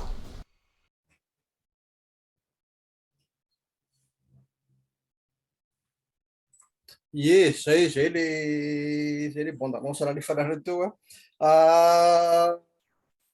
asa raha ohatra mbola hisy hitondra fanazavana na tsy misy tsony avy aminareo fa tsika moa zany misy olona eto roa Andrianatoro Lagamala anazava ny zava-maneno sy ny hira satria izy miantoka andro lafindreo dia misy acteur anankiroa dia Andrianampomerina sy Ramanantena-Soa zay ny nay. Andrianatoro Lagamala ianao dia mpamorikira malaza eto Madagasikara ary ny fahafantarana anao dia hainao miainga tamin'ny zava-maneno sy ny hira teto Madagasikara nolovana tamin'ny razana samihafa ary nampitaina iaina ny tanora, iaina ny olona ankehitriny. fiametanao fitenena manazava ao nanovanao no zava-maneno. Mamerina ny fiaravana ho antsika rehetra indrindra antsika any alavitra ny Kanada ny tena moa zany mbola gamana miatraikitra ny famoronana ny hira rehetra sy ny feo ny feo na atao hoe bruitage zany ao anatin'ny horonan-tsary voalohany indrindra aloha dia araka ny tenen'ny mpanatotosa teo hoe ny tenako dia manatrika. Zay zany ohatrany hoe zavatra voalohany tsy maintsy manatrika ny fanodinana no horonan-tsary any Zorobe dia any mihitsy zany ny tenako no mijery hoe inona no tokony atao amin'ity saina ahodina ty. Dia ny hira momba ny hira indray dia mifototra amin'ny resaka miverina amin'ny resaka ara-tantara teo, mifototra amin'ny mozika malagasy tanteraka. Zany hoe tsy hiverina any amin'ny taonjato tany amin'ny tantsika fa mipetraka ho malagasy amin'izao fotoana izao saingy tsy manary zany fa mifototra amin'ny hoe mozika malagasy ny mozika malagasy. Dia ny mahazatra moa rehefa manao teneniny teo mozika na horonan-tsary zao vita ilay horonan-tsary zay vao jerena dia eo anao zay vao mamorona ny hira ho atao anatin'ny horonan-tsary. Fa mahafa n'ity nampona ity zany dia miaraka amin'izaraka teneniny teo miaraka amin'izareo any anaty ala mihitsy zany dia any mijery hoe ahoana ny fomba hanaovana azy sy arak'ilay hoe milona miara-miaina amin'ilay mpilalao sy ny mpanatotosa miray trano, miray fiara, miaraka mandeha tongotra, miaraka tratra miorana anaty ala. Zay zany hitako hoe mahafa n'ity zavatra ity. Ary araka ny teniny ary teo hoe tsy mora ilay izy fa tsy miravoravo tanana koa zany fa tena za moa efa namety ny ary hoe tsy maintsy fitaitsika ity zavatra ity. Dia manarak'izay ny zava-maneno nampiasaina dia saika ny ankamaroany tenako ihany no anamboatra azy fa tsy hoe zava-maneno vidiana anaovana an'ilay horonan-tsary fa ny tenako ihany zany no manamboatra an'ilay zava-maneno sy ny kipitsopitso satria ny tena kokoa mpanamboatra zava-maneno sy mikaroka momba ny zava-maneno nentim-paharazana. Zavatra tsy nilazaina ny Matorôla Gamaly dia ny mozika ny Indiana dia mozika akaiky miny dia tamin'ny andro anavalina voalohany. Taloha amin'ny andro anavalina voalohany dia nahita tamin'ny fikarohana atao siantifika izy hoe rehefa partition na boky na hira na feokira nampiasaina tamin'izany fotoana zany. Zay zavatra io zavatra vaovao zay satria omaly raha ohatra ka nanao concert ny orchestre national malagasy tao Ankafivaratra dia partition tamin'ny fotoana fizarana faharoa taonjato fahasivy ambin'ny folo nampiasaina. Raha itsika amin'ity film ity dia alohan'ny zany rehetrarehetra zay koa tsara ny afantarana zay. Izy ngamba 20 pejy teo ny partition nalefan'ny professeur 7 pejy tany amiko. Izy akory tsy hoe ireny no adika dia ireny no olona anaovanao anatin'le sarimihetsika fa ireny no nalalinina zany safidianana tao anatiny dia nalalinina hoe ahoana tokoa izany mozika tamin'izany vanim-potoana. Ireny zany no nangalana aingam-panahy. Aingam-panahy amoronana satria sady misy feo no misy ba misy gadona zay le zavatra. Zay tsy maintsy nijereny zay. Dia zay raha nahatsikaritsika tamin'le mbola tsy film. Dia bandy original teo zao le gadona zao dia gadona malagasy le kodombaramita kodomta. Zay mihitsy le gadona nampiasaina teo. Gadona zay gadona natao zay. Zay ny gadona natao. Ary gadona malagasy azy. Zay no malagasy azy. Zao dia aloha ngamba ho farana izy Menada zay acteur ny anjaranay satria film moa izy ity dia nen'ny olona ny acteur ny mamay azy sady tafy ny volony sy moda dia aloha mba tianay azafady inona nahatonga anareo hiditra amin'ity film ity satria zavatra tsy manavanana izy fantatrareo fa fanamby avo dia avo napetraky rehetra na ny mpanoratra na ny mpanatotosa na koa ny miaraka aminareo sy olana miaraka aminareo ka sy zarena primaire anao fitenena satria anao mpatsaka sodra ny professeur namle fitenenana miaravantsika mamena fanavanatsika amina fanadirabato afany Canada valonienany anarako manao ny anjara nampoiny tena tadidika aloha tany mikasitina dia ozy amle hoe manao 20 kilometatra isan'andro sika dia manao mikanarary ny lohako hoe raha lany amin'ity zavatra ity 20 kilometatra isan'andro no atao isan'andro mandrisana sakina volana zay vita tena mahafisa-danja le izy tsy vitan'izay ihany fa rehefa mandeha ny tantara dia sady miaina n'ilay fihinanandrenam-pomerina dia lina ny tena hoe hafa mihitsy mieritreritra le rangahy misy tenilay zay tsaroako tao anatin'le script asa raha afaka tena mikireto aloha fa kely fotsiny le mba tsaroako tao anatin'le izy hoe tsy ananakoavana ny raha-pirenena fa nambohan'olona rehefa vandana dia kary tena mafy le izy nafinaritra ny ekipa rehetrarehetra mahay miara-miaina tsara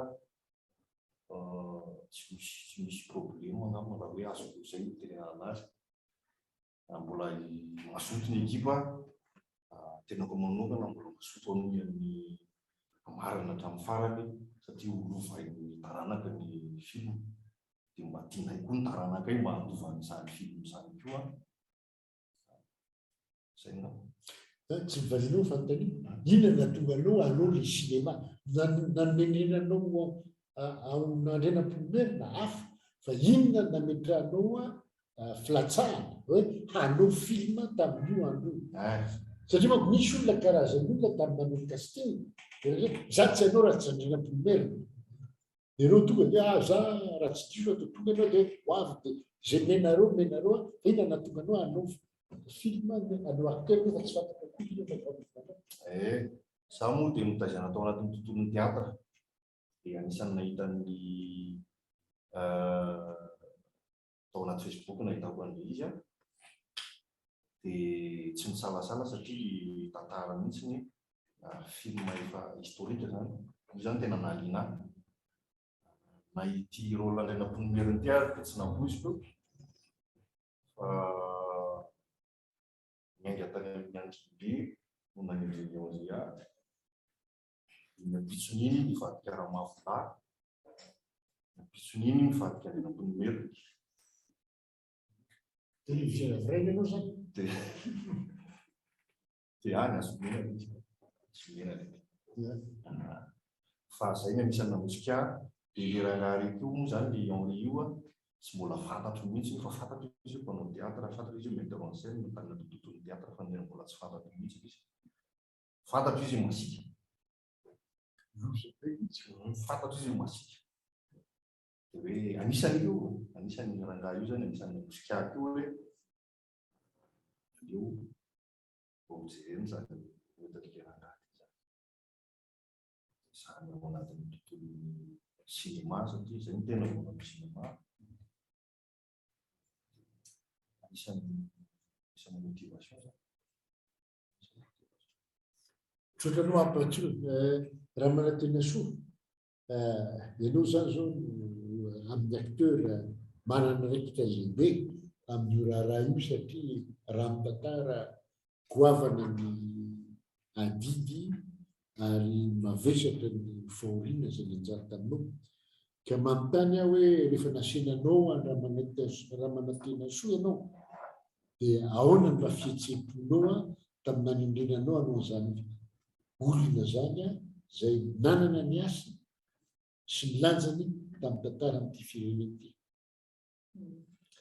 Raha profesera nanome fitenenana dia mamerina ny arahantsika rehetra izay manaraka izay fandarana izao. Ny nanindrina ora manantena soa dia nahatra lehibe tsy nampozina aloha satria tena za efa anisan'ny manaraka ny tantara malagasy hatrany hatramin'izay dia tsy nampozina aloha e, fa mitaintaina mafy dia nisy fisalasalana sy tsy fahatokisantena kely hoe ho vitako ve, saingy noho izay anarana Henri izay ihany koa dia tena nahatoky hatramin'ny farany aho hoe tsy misy zavatra tena zany rehefa miaraka amin'ny Henri fa zavatra tsy maintsy tafavoaka tena izay. Dia ho an'ny tanindrazana koa ny tena nanaovako an'ilay izy hamafana ny fiheveran-diso mahakasika an'ilay hoe ny karazana tantara maro samihafa amin'ilay hoe andrenam-ponomerina zany hoe hamoahana an'ilay tena marina ao anatin'ny tantara ho an'ny tanindrazana. Tiako lazaina mivoalazanao hoe marina amin'ny tantara. Ny tantara dia matetika manko sy vanina ny hoe ny tsara sy ny ratsy nefa ray ihany rehetra rehetra ka miezaka natao tamin'ity ary tsaroko tsara fa reto acteur reto rehefa natao ny fividianana sy ny zarana ny anaikitra dia verim-panontaniana satria tsy araky ny nahafantarany tantara sy ny nianarany tany am-pianarana ny zavatra angatahana aminy. Ary mazava loatra fa tsy afaka anao fampisehoana tsara ianao raha tsy voto tanteraka ny tenanao sy ny sainao amikola zay. Ka zay misy orananareo zany hoe misy karazana niofa miaraka fomba fiteny niofo tanteraka zany nareo ka naka ny manenam-pomerina ary nalalinao zany hoe naka raha maneno tena soanao ary izy dia vao tena namerina ny anatra sy namaky rehetrarehetra mahazona manao tantara. Koa dia misaotra nareo mihata afamerena famaranana dia raha matoa haingo no zay co-réalisateur izany hoe miantoka tanteraka mihitsy ny fanaovana sinema no hamarana ny anjara-pitenenanay amin'izao fotoana izao dia rehefa aveo mangataka nanamatombary mba hiomana ambefa ilay bande originale zay nalefanay tao. Ka eo aloha madame haiko ame amarana tsaratsara. Misaotra indrindra tompoko nameny fitenenana dia veriko fa mbola tsy tara raha mbola mamerina ny arahaba antsika mpiray tanindrazana diaspora any Canada. Ny teny eto mamarana angamba dia fisaorana aloha voalohany indrindra anareo ny karakara nanao soroka miara-milanja amin'izao fanatontosana ity sarimihetsika izao. Makasitraka indrindra re tompoko feno ny fo eto am-piandrasana fitenenana anefa dia izany fientana ny fo zany no entina misaotra antsika menakavy ary tsy mora manao zavatra ho isika malagasy dia ny teny eto mamarina angamba dia mangataka ny fiarah-mientantsika amin'ny famaranana n'ity sarimihetsika ity. Efa natomboka ny asa eo amin'ny ady sarotra famaranana angamba tsika izao. Angamba ity angamba no atao anetanako hoe raha misy ny fitiavan-tanindrazana ary inoko fa misy zany amintsika malagasy mpiray tanindrazana any tany lavitra any dia mba hitiry asa iray ahafahantsika miara-mifarimbona hanehoana izany fitiavan-tanindrazana izany dia manentana antsika rehetrarehetra any amin'ny izay hifanampiana sy izay enti-manatanteraka dia mino fahavorantsika menakavy izay afatra izay ary saorana sahady sitraka ety matory tompoko dia izay angamba no tenetiko mamarina fa dia makasitraka makatela lehibe antsika menakavy sotra tompoko. Tena ihany zany rehetrarehetra zany ka dia vita kanina anjara ihany rorodoro tsy fantatra raha mbola ilay fitenena no oriana misy atsasakady miandry itsika amin'izao fotoana izao ka mingavy any Andriamatoa président bara andresy andefa an'ilay bande originale zao dia faranana bande originale koa ty émission ty fa rehefa heverinao fa tokony hajanona ilay bande originale dia ajanony fa vonony zahay anome fahafapo izay maniry rehetra ametraka fanontaniana ka dia asa raha ohatra ka ankatoavinao izay tolotra asa arosoko aminao zay fa dia mamerina ny fankasitrahana ary tanteraka ilay lazainy madame Amito hoe le etanam-poa mihetsi-po zany fonay tanteraka ny fitiavanay tanteraka no atolotra ianareo amin'izao fotoana izao. Misaotra tompoka, misaotra anareo rehetra amin'ny fampahafantarana rehetrarehetra izay nifandimby teo makasitraka indrindra ary mirary soa ho tontosoa tsara hatramin'ny farany fanatontosana amin'izao sary mihetsika izao. Eny marina tokoa misy olona efa natao hoe efa liana ihany te hafantana zavatra te hametraka fanontaniana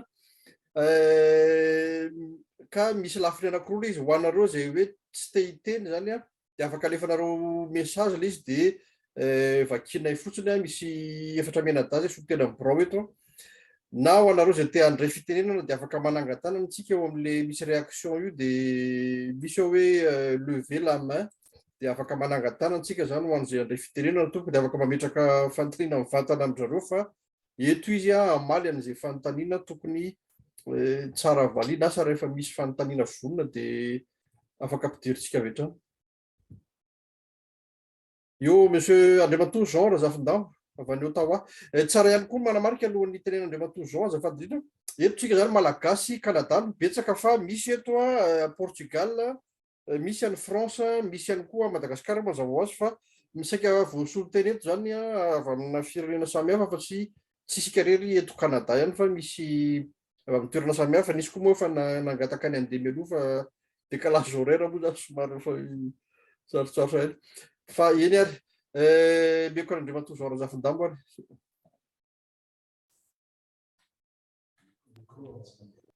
Micro azafady any monsieur Razafindambo.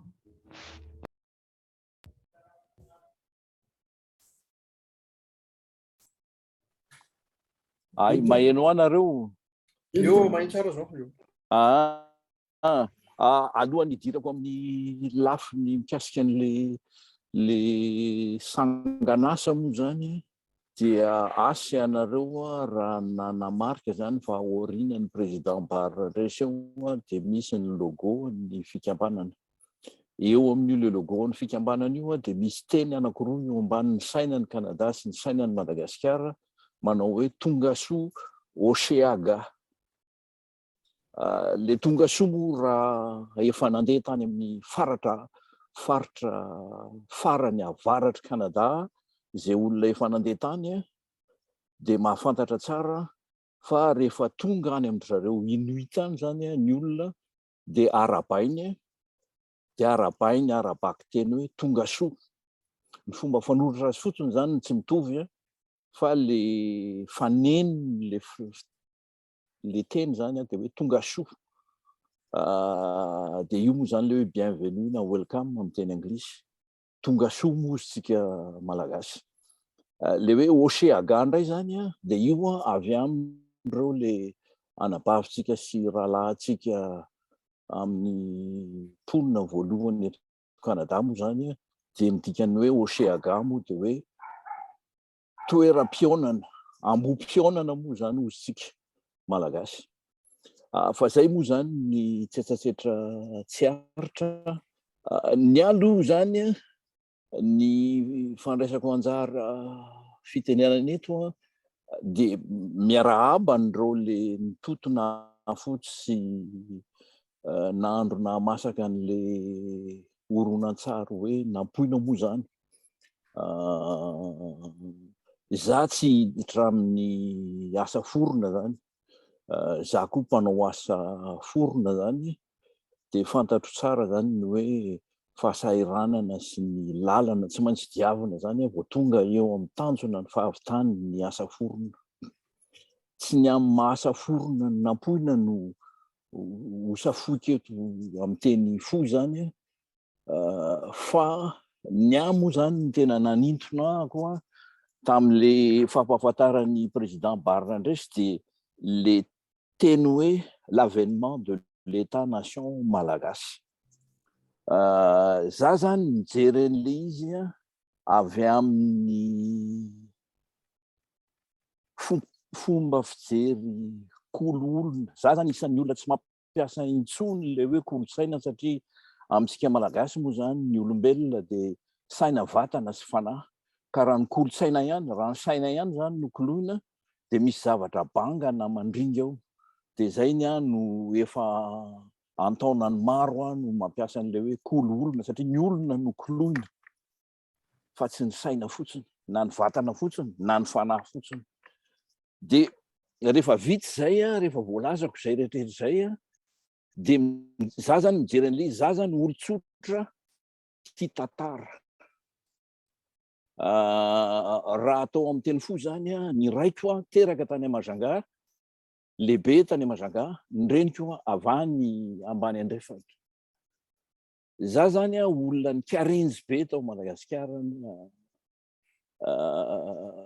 farafangana sy manakarana tsy hitako sy Fort Dauphin raha Madagasikara zany no resahana zany. Ny faritany Majunga moa de tamin'ny fotoan'andro nanaovana gazety tany Madagasikara satria nisy ny atao hoe gazety.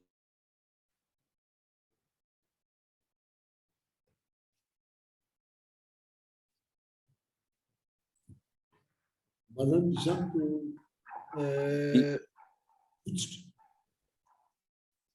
mety ka efa velona. Nisy tapaka kely fotsiny ny azo fa mety efa tava velona ndray. Ay. De ny ahy zany zavatra maromaro no tiako hosoritana zany raha resaka hoe tantara. Za zany olon-tsotra tia tantara.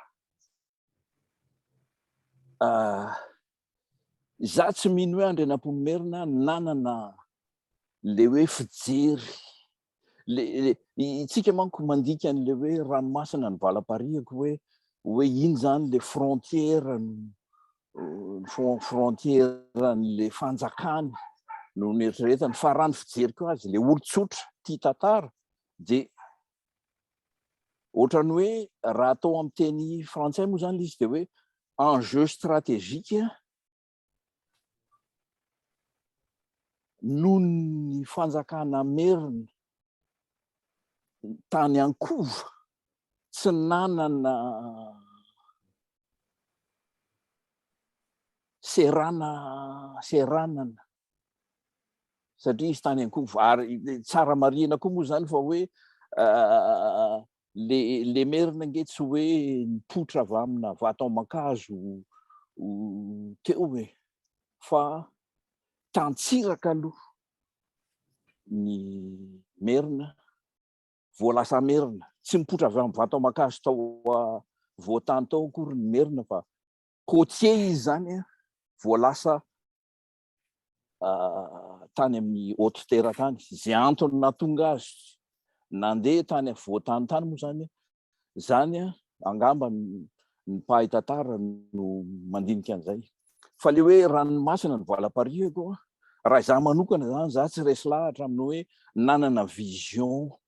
nationale Andrinampoinimerina fa ny azy nentiny tamin'le enjeu stratégique hoe ny tany Ankova mila nanana fivoahana makany amin'ny ranomasina. Tamin'izany andro zany koa moa zany mbola nanjaka ny jirikolona sy ny varitr'olona zany satria ny fanjakana Merina ngeka zanak'ambilo ny fanjakana Sakalava, na ny fanjakana Sakalava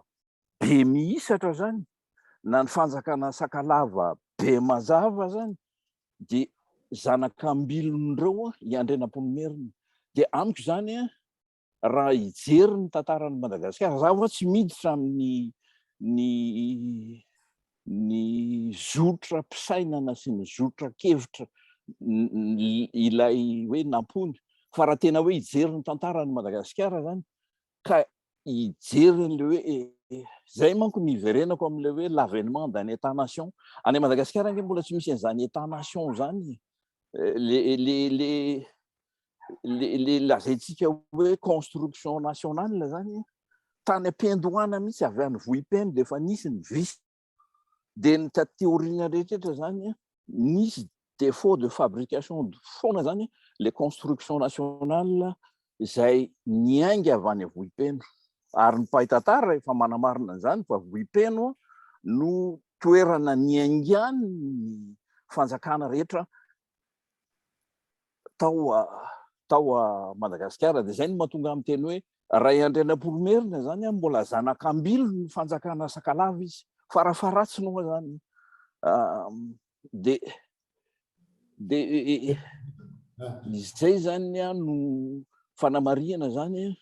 amin'ny fijery zany na fijery hoe ny koloolona malagasy zany. Teo moa zany professeur zany sy ny olona nandray fitenenana teo zany nanamarika zany hoe teny malagasy. Le teny malagasy ange mbola mila azavaina tsara, satria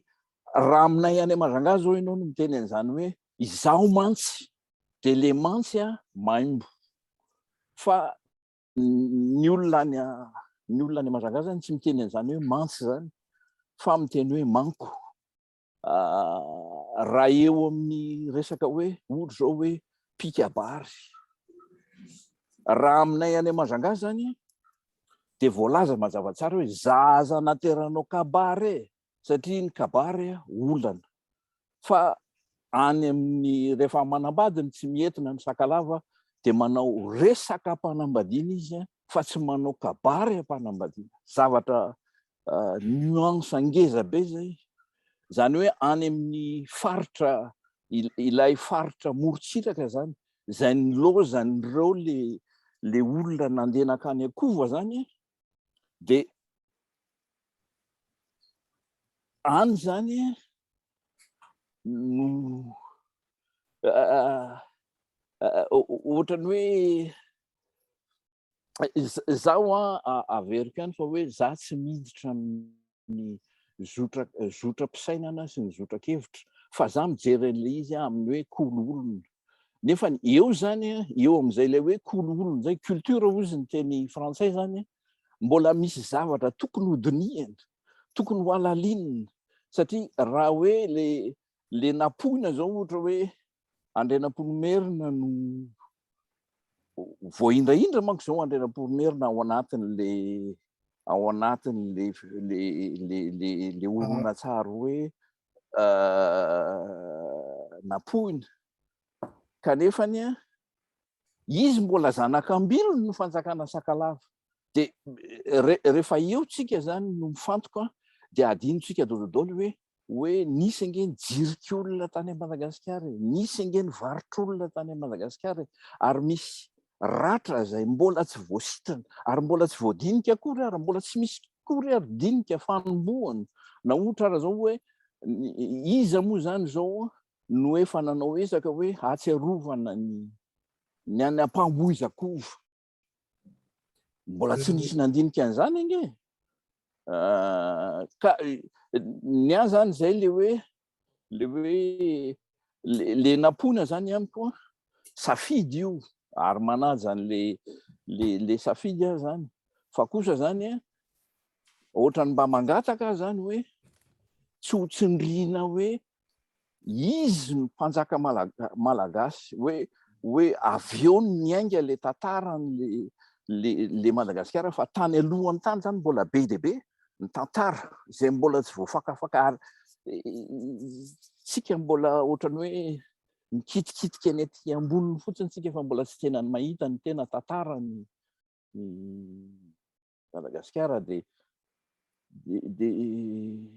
zay fotsiny angambany ahako no fanamarihana zany ary miverina ihany a zany am'le hoe ranomasina mivalam-pariako fa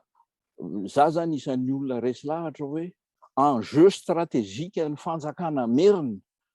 mitady accès amin'ny ranomasina natonga ny andrenam-poromenina teny an'izay fa tsy vision nationale hoe izy ny mpanjaka voalohany eritreritra hoe raha ny tena marina koa raha monge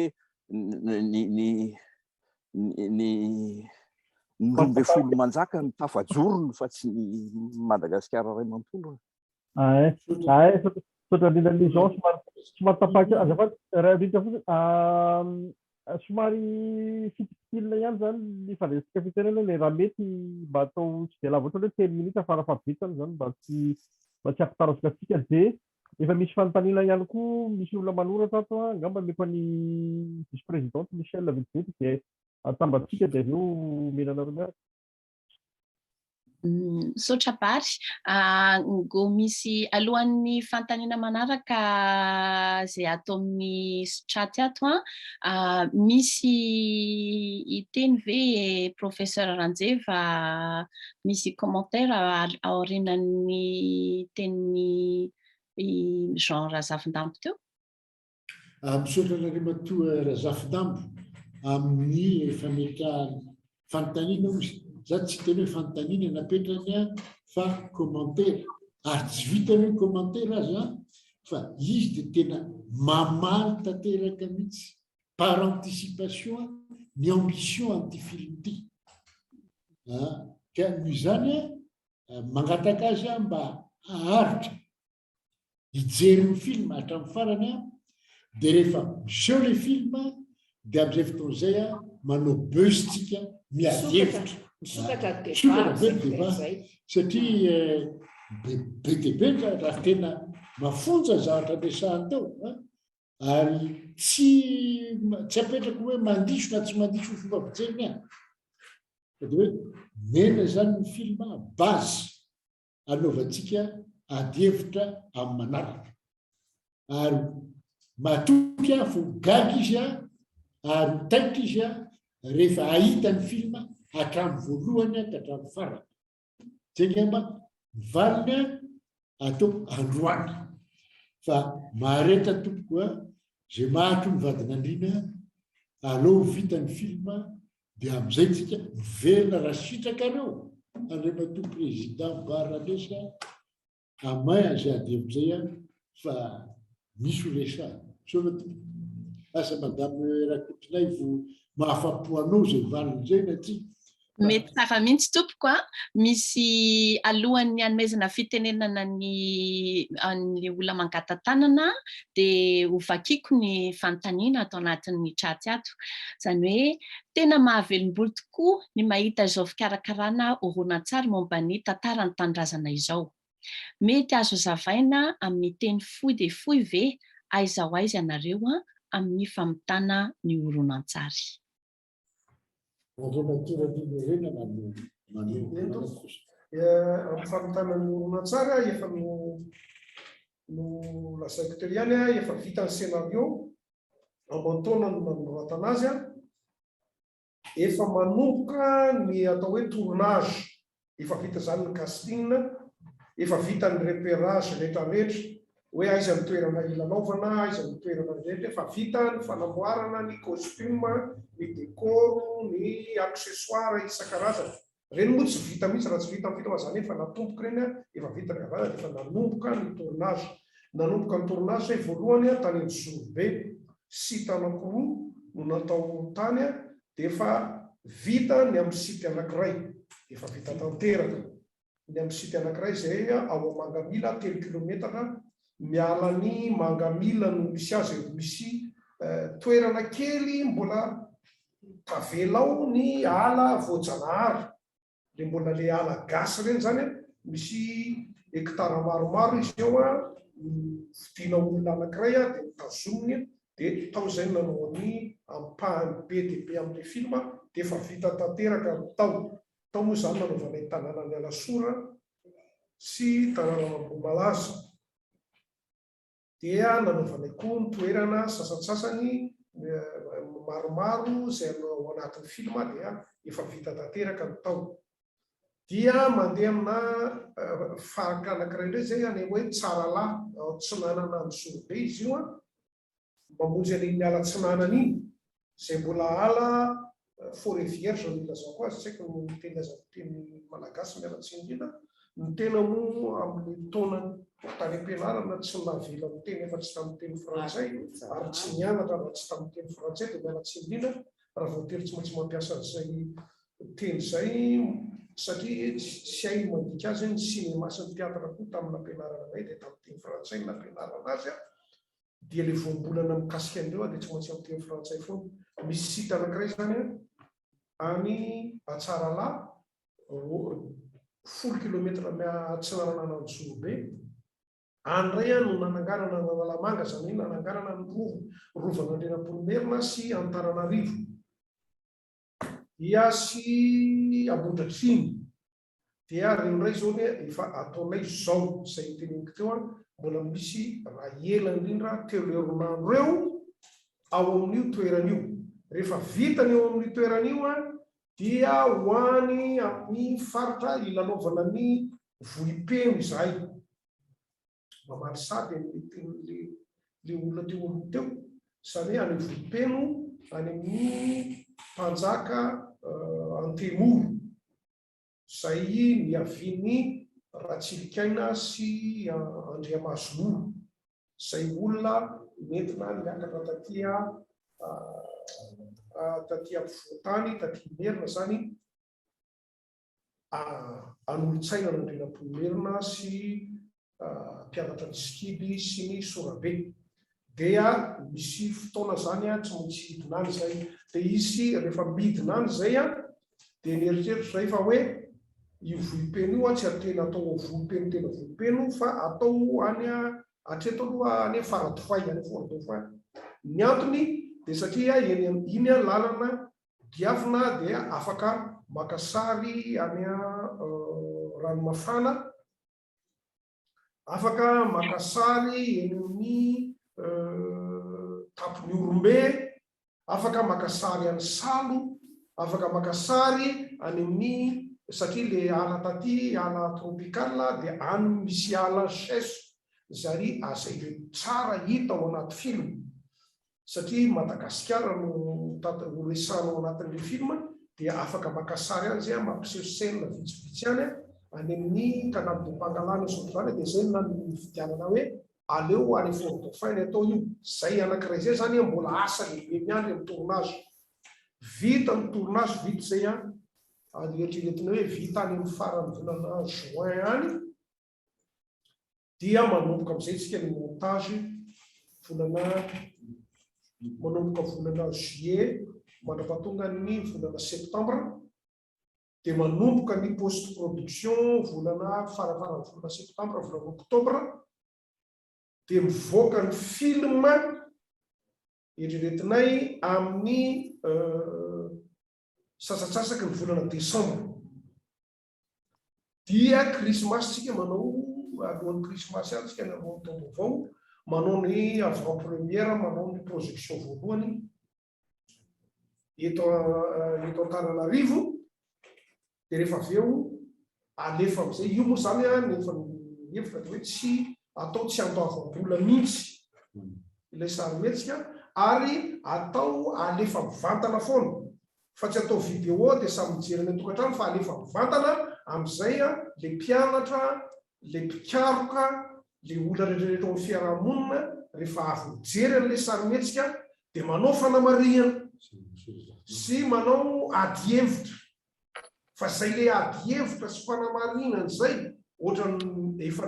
natomboka le raha isaorana be dia be izy nanomboka teo sahady reny fanontaniana ireny efa mipetraka taty tamin'izay vao nanoratra ny scénario dia mipetraka hoe zao zao tsy maintsy fanontaniana mipetraka, zao zao tsy maintsy marika hoe isaky ny tolony zay scène anankiray dia efa fantatra fa rehefa vita zao zay mahita n'ity scène ity zao dia tsy maintsy anao zao fanamarinana zao fanamarinana zao isaky ny scène isaky ny scène isaky ny scène isaky ny scène dia eo tsika menakavy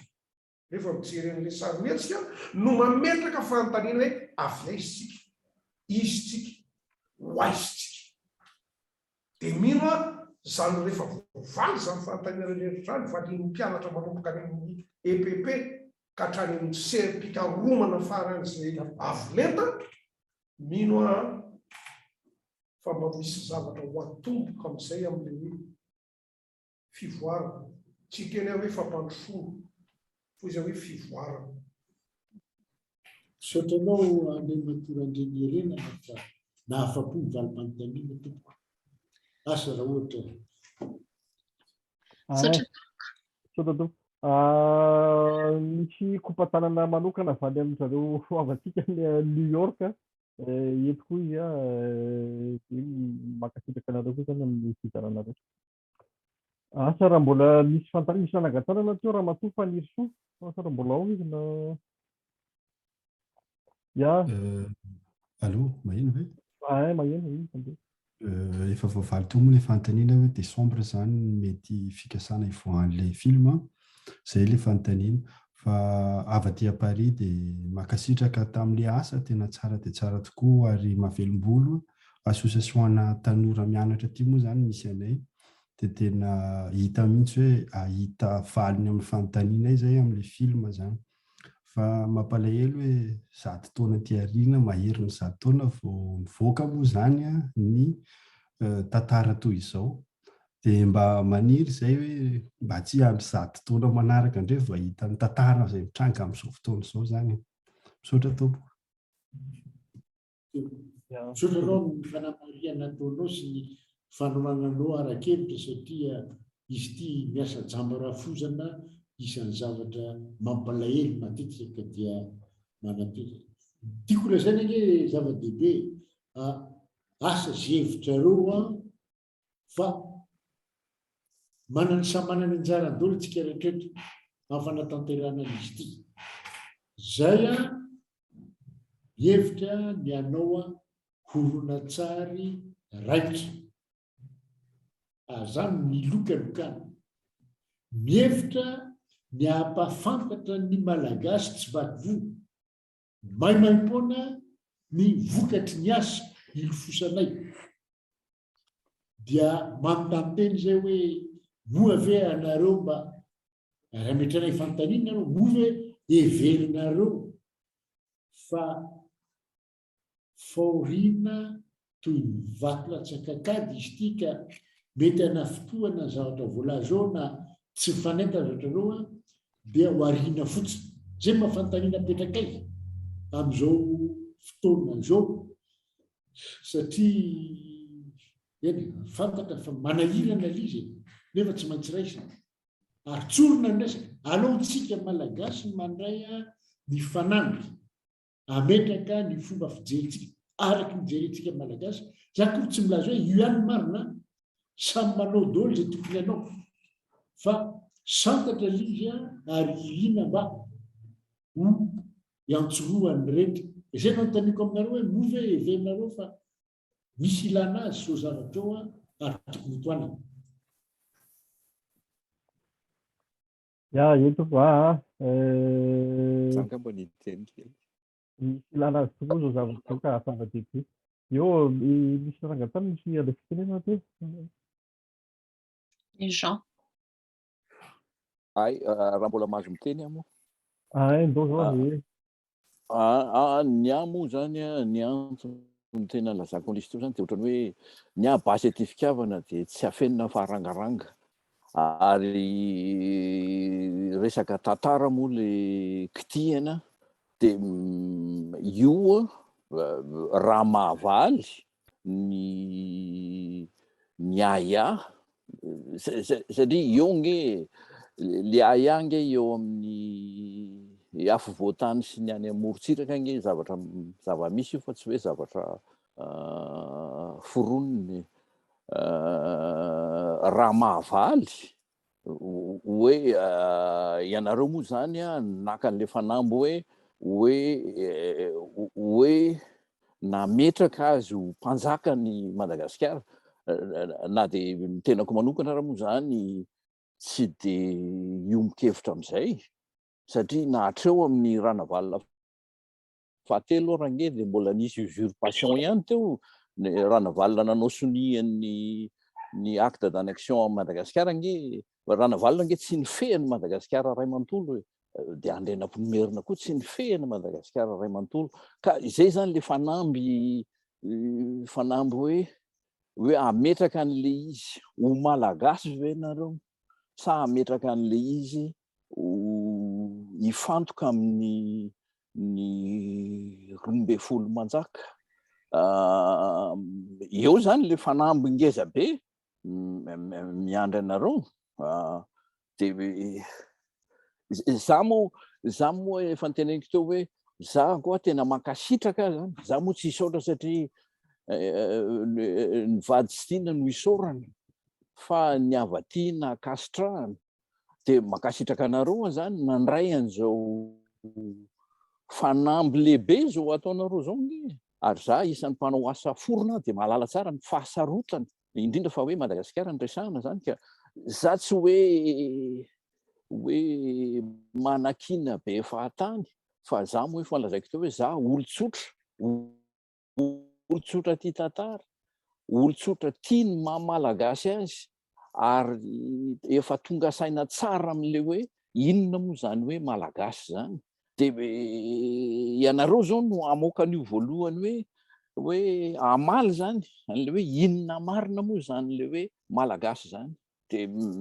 zay fanamingeza be zay dia mirary soa be dia be ho anareo fa za ve moa raha misy ilanareo avy za ve tsy hanampy za raha ohatrany tsy dia mankasitraka loatra n'le lazainareo hoe tsy hampantoavina vola le izy fa nahoana moa no tsy hangalana vola ny olona zay ho avy hijery le sary mihetsika nahoana no tsy hangalana vola ny olona zay misy ny fahasasarana mila tambiny dia zay raha ohatra raka ataonareo hoe mamaimpona le izy mampametraka fanontaniana ny olona indray zany hoe fa iza indray raha le ny finanse andry zareo no vitan'le sika malagasy zay mihitsy le hoe misy sarany tokony ho alaina amin'ny olona zay no angatanay hoe sika no miara-mientana mitondra ny anjarantsika raha izay faharoa manakaraka zany sotranao ka aloha ary oka anao tsy iny fa miverinao basy aty fitiavana ny fihetsika eo no fandraisana anjara amin'ny fanatsarana sy ny fiheverana ny ho avy ny ty fiainana ity raha resaka tantara miasahana dia ambety teny tao amin'ny akademia malagasy ary miaina n'izay zavatra zay lafy miroa ny fanamby amin'ny tantara ray mampisaraka ary mikolokolo ny fampifarafiana sy ny faninanana ary ny fifandonana ary ny ray mampiray ka ny safidy ny raisinay tamin'ity teny fampiray ny fampiraisana satria be loatra ny fizarazarana mahery loatra ny fanjanahana ara-tsaina ary zay fampirafiana sy fandonana ny malagasy zay no voizy fanjanatany ary tsy ny tranga sy ny fiainany malagasy no nasongadiny fa nentiny nampidiny raha izay faharoa manakaraka zany raha mijery ianao dia 40 taona manelanelana ny faleovatena ny États-Unis sy nanekeny ny fanjakana anglisy ny royaume de Madagascar tamin'izany fotoana zany nareo firenena lehibe reo aza mbola tsy miaina ary mbola tsy nanao proclamation d'unité fanenam-pomeny nanao proclamation d'unité ka amin'ny mampampianatra ny tena rehefa jerenao ary rehefa fakafakainao ny hevitra ny fakana nenam-pomerina dia hitanao fa mifaka amin'ny fisainana politika nanjaka eran'izao tontolo zao a miaingatra any amin'ny Alexandre le Grand nefa zany olo zany tsy mivoaka ny teo Madagasikara ka oka atsika re zay zaiko hoe fanontaniana ampianako hoe efa fantatra izay efa nomanina izay ka aloha iendriany zany no anariny zay ngambany soana tompoko bon asa monsieur ya eto mandroso ny fotoanantsika atao hoe ngamba tena hoe roapolo minitra farafabetany fa izy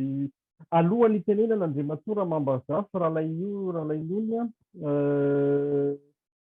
na Ramatoa misy tiako zariana ihany hoe ho atsika zay te handray anjara amin'ny fifanohanana amin'izao sarimihetsika zao a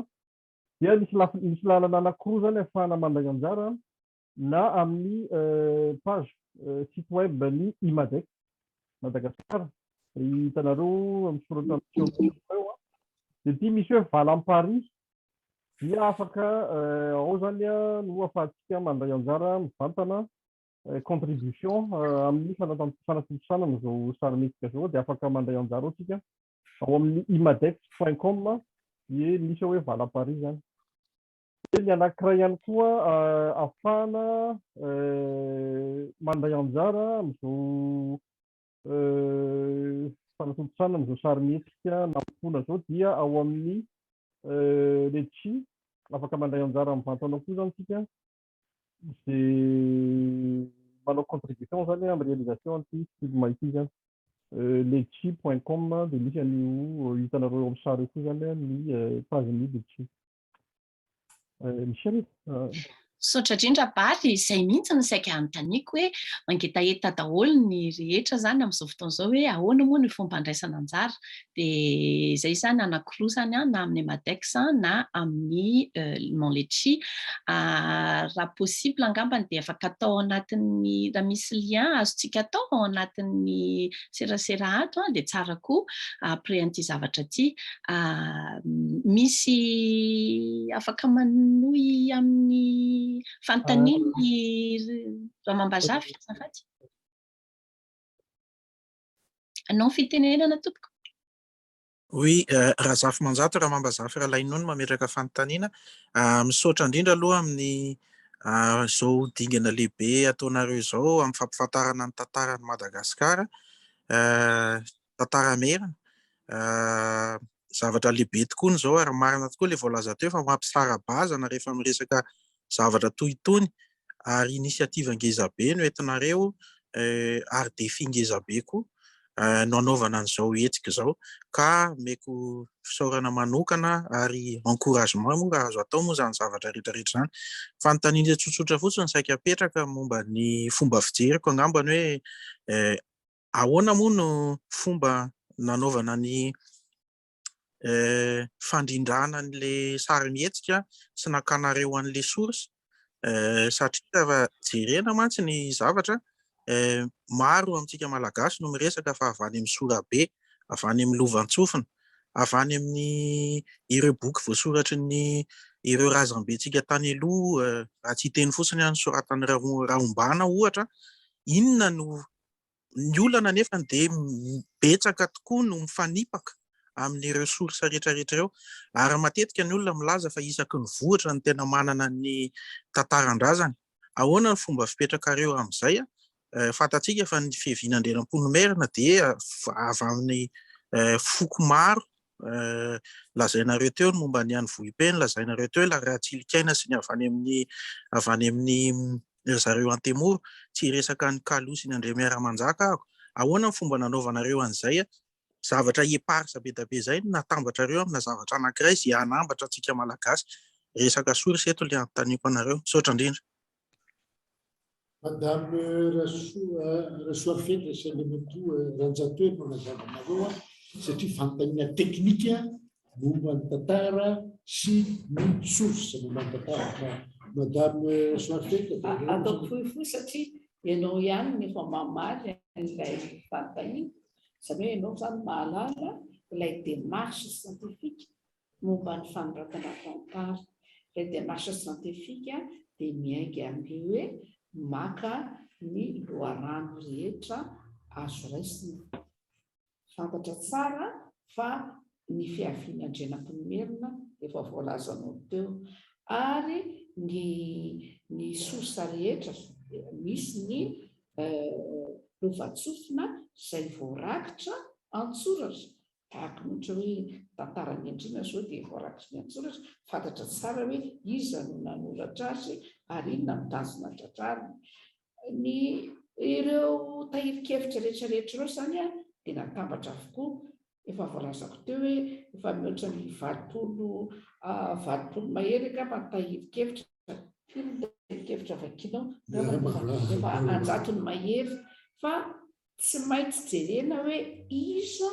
no tahirikevitra mifanakaiky fa tsy mifanipaka. Zay zany no tsy maintsy jerena, zay tsy maintsy jerena zay, ary tsy maintsy jerena ihany koa hoe inona ny fanipaka amin'izay, fa ny zavatra zay andrasana amin'ny mpanoratra tantara dia rehefa nanana objectivité, tsy nitenenana amin'ny objectivité, maso tsy miakatra. Le maso tsy miakatra zany zany hoe le mpanoratra le tantara zany dia mijery maso tsy miakatra avy amin'ny ressource orale izay voasoratra ary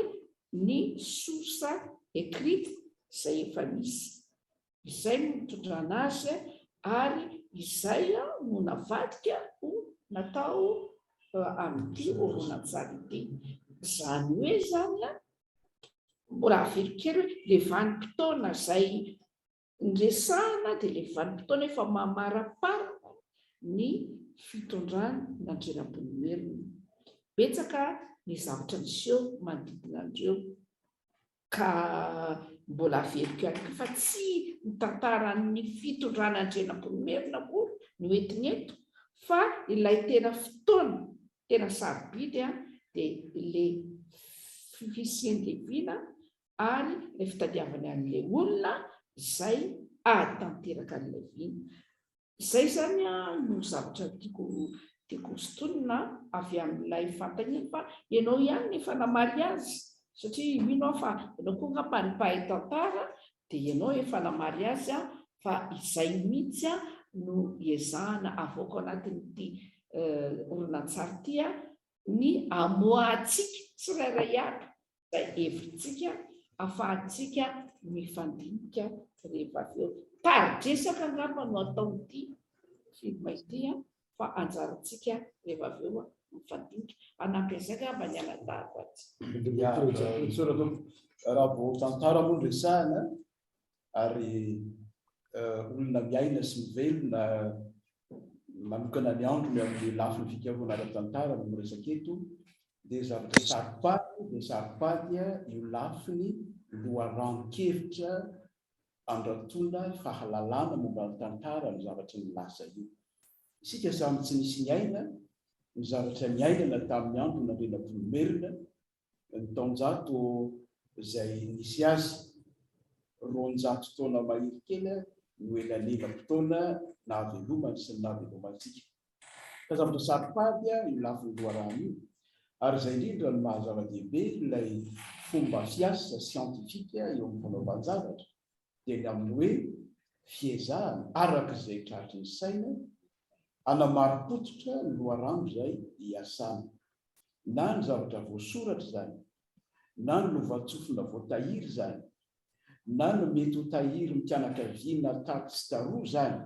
na izay mety ho zava-pantatra tamin'ny fomba samihafa zany, ireny akora samihafa ireny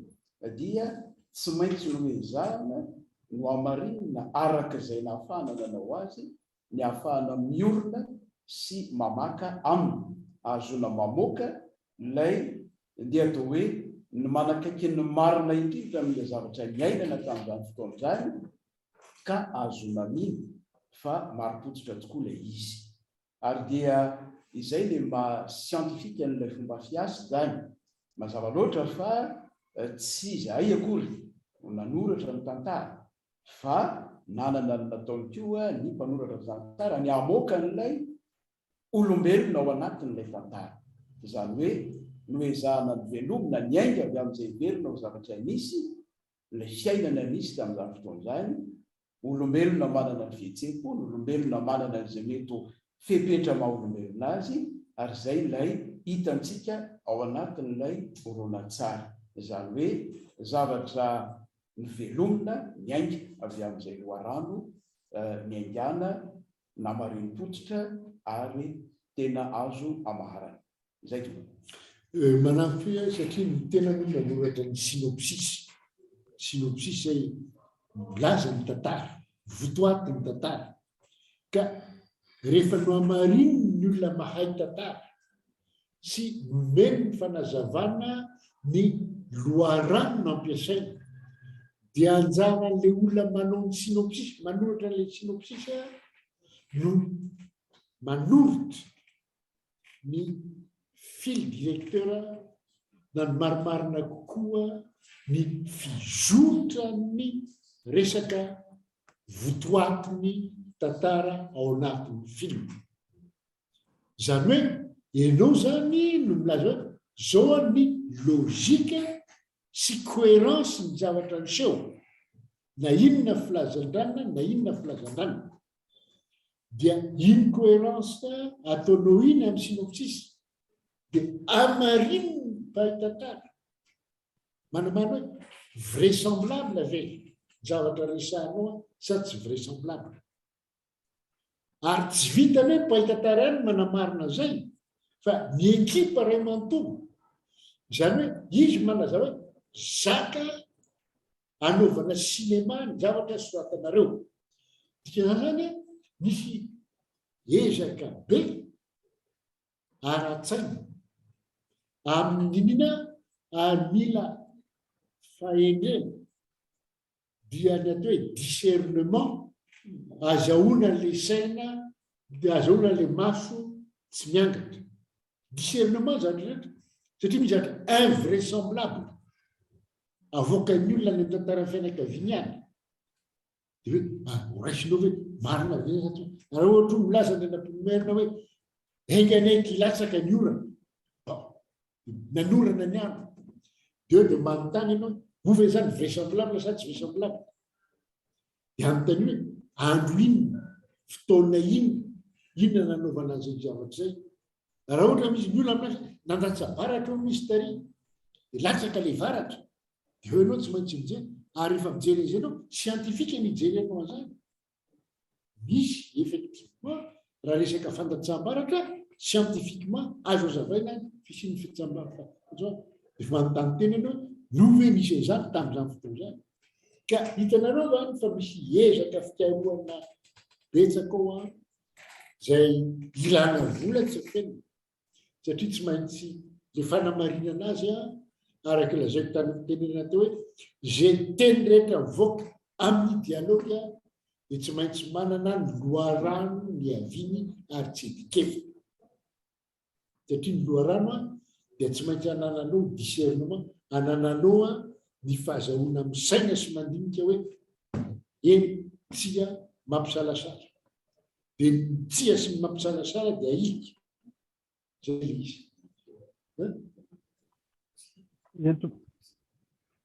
zay izy eto ka hoe efa tonga mofotoana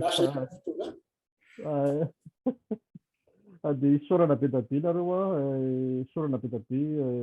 professeur Ranjeva Raymond mitondra ny fanazavana rehetra sorana ianareo rehetra mpahay tantara raha mato bako raha soafetra le mato Ranjatoery ary lala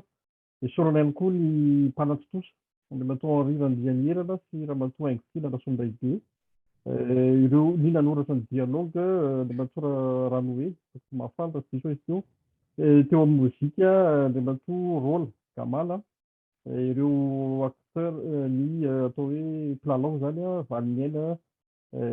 sy Aina Katia zay lalao Andramana-tena Sosy sorana be dabe nareo tamin'izay rehetra ny fizarana teto santatra Mbavarano ity nataontsika androany ity mbola isy ihany ny manaraka tsy afaka ny fotoana nefa hoe rovina fa hitantsika eo zany ny fotoana manaraka de ampatsiahivina hoe ho antsika rehetra zay maniry ny farimbona hitondra ny anjara biriky amin'ny fanatanterahana sy ny fanatotosana zao sary midika zao dia afaka mitsidika ny pejy ny Imadex sy ao ihany koa ny site web ny Letsi zany ahafahanao mandray anjara amin'ity fanatanterahana sy fanatotosana ny sary midika ity. Ngamba tsika tsy anday fanontaniana koa fa dia lafa ihany fotoana fa alohan'ny hanomezana ny teny farany ianareo any Madagasikara, professeur Michel lasa sao dia mbola misy teny tsy voalava. Zay angamba no izy Bary, ary mbola mamerina ny fisaorana ihany izay rehetra amin'ny komity ho an'ny professeur Anjeva sy ireo mpiara-miasa aminy. Ny tsy nisy vidéo tsono? Le vidéo anankiray iny fa bande originale mbola tsy nalefa nefa androany zao vao avoaka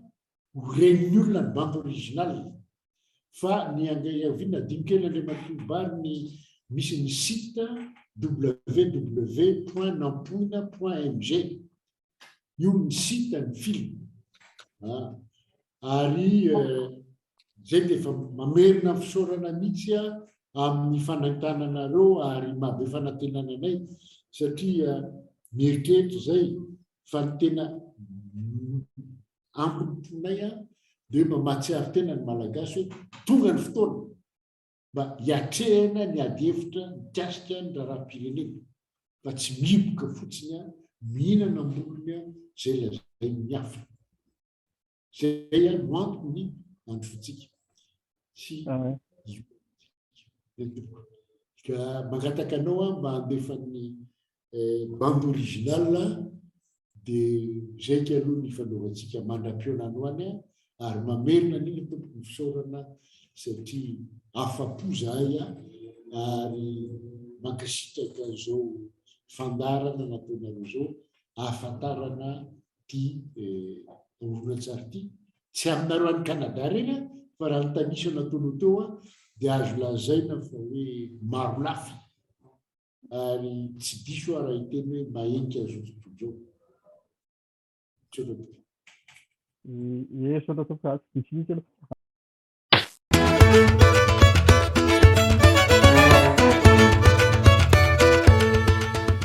Mirika ny valopariako. Ataoko zanako avokoa ny mponiny eto amin'ny Timos ty. Na aiza fanjakana misy azy. Masina ianao andrenam-pony merina.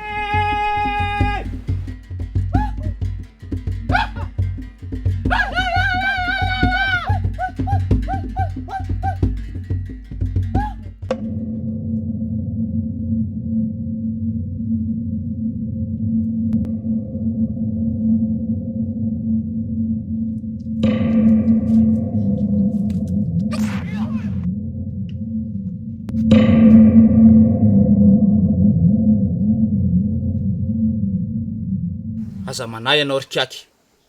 fa ho tandrovako ampamatorana ny fahefanany menahy. Malaza ho fetsy ireo vazaha reo fa izao mbola fetsy noho izy.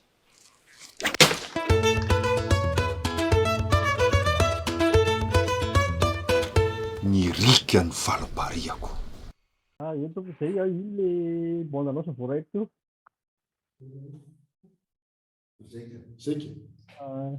eny ary dia mamerina ny fisaorana antsika rehetrarehetra zay nanasika amin'izao fandarana zao tsara manamarika hoe izy ity ny enregistrena dia ho aparitaka ihany zany ao aoriana ho hitan'ny olona zay tsy nanasika antsika androany. Santaty ity mbola isy ihany ny ao aoriana hoe fandarana samihafa ao aoriana andalinana kokoa sy resahana bebe kokoa zany mahakasika an'ity filma ity. Zay ny anahako asa farifiny.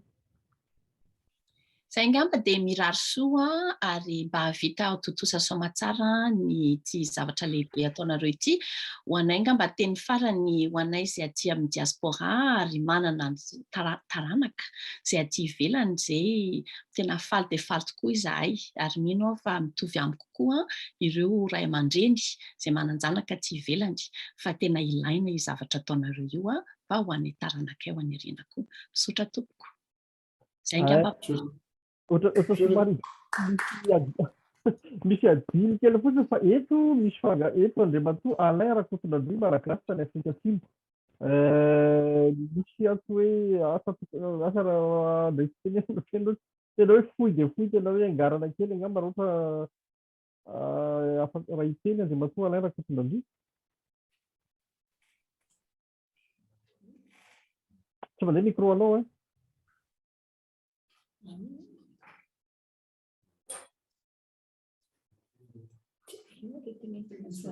Zay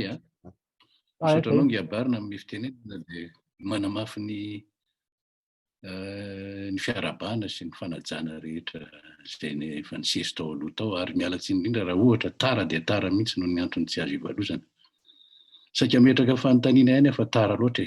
fa dia aloha angamba fankasitrahana. Fa rehefa nandinika an'le momba n'le hoe loharano tantara teo zany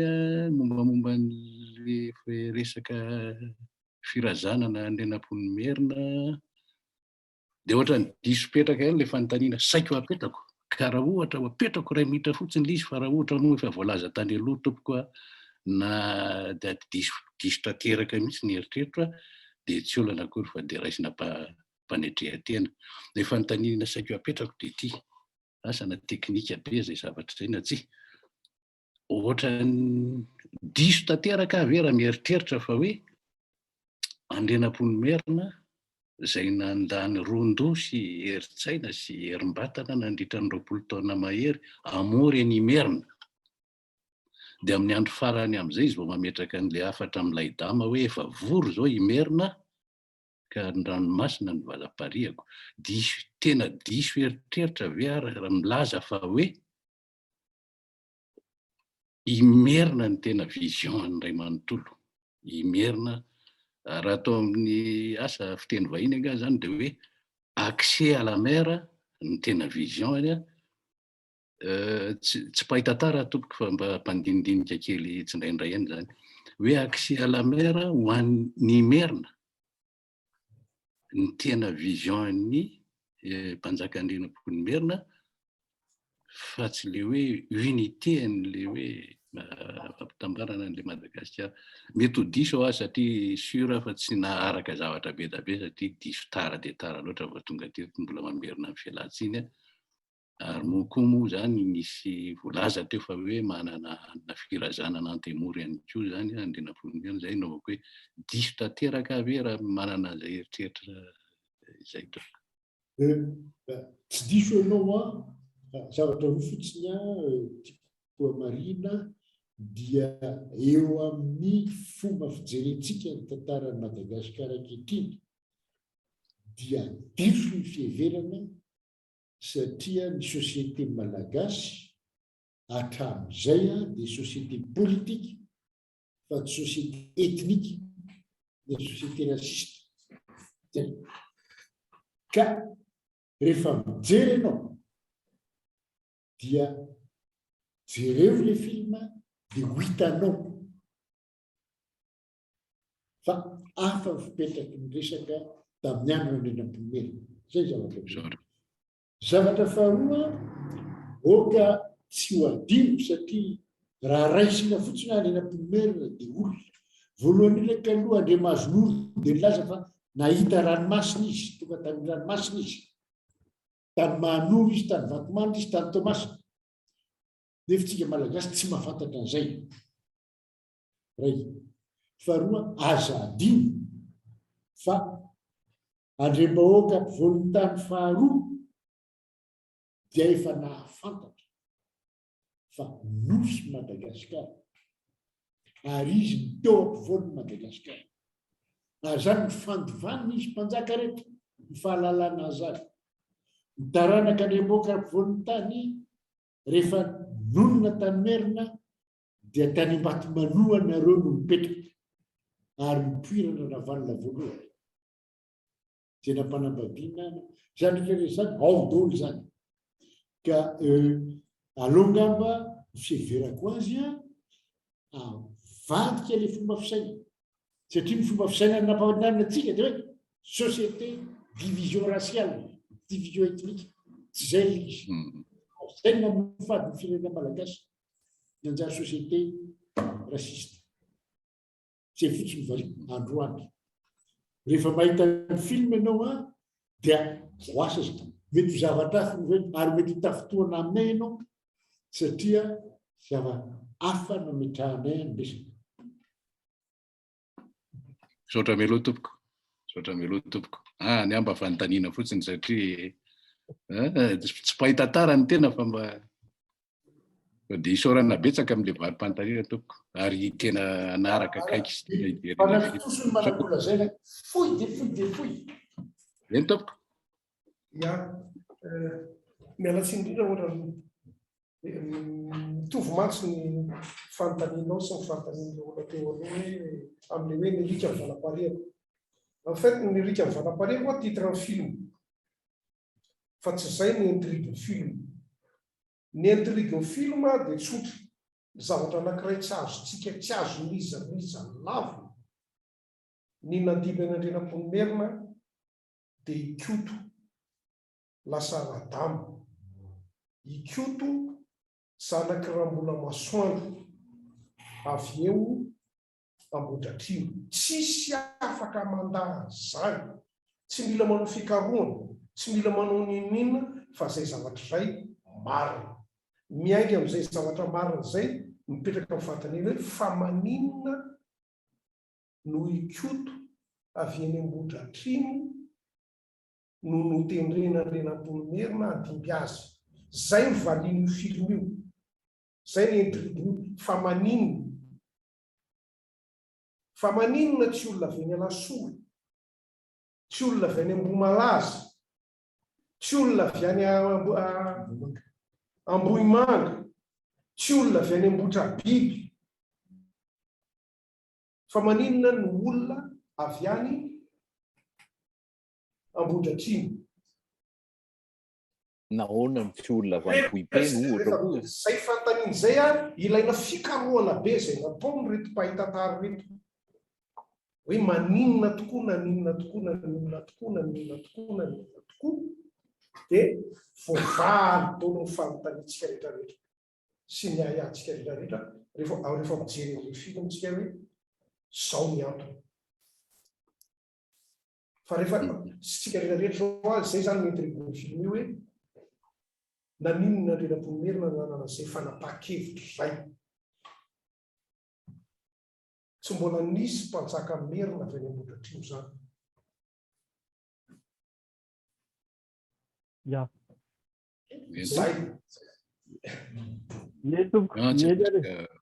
Isaorana betsaka zafady bary ray minitra fotsiny. Ray minitra fotsiny bary za miaratsiny. Dia hisaotra anareo nanadiso ny eritreritro satria ny tena faniriako dia ohatran'izay ilay Andrianampoinimerina saingy ny tsy fahampian'ny fahalalako angamba mahatonga amin'ny tanila makany amin'izay eritreritra teo aloha zay ka dia hisaorako nareo nandiso ny eritreritro. Misaotra tompoko dia anaraka tsaka izay andavan'ny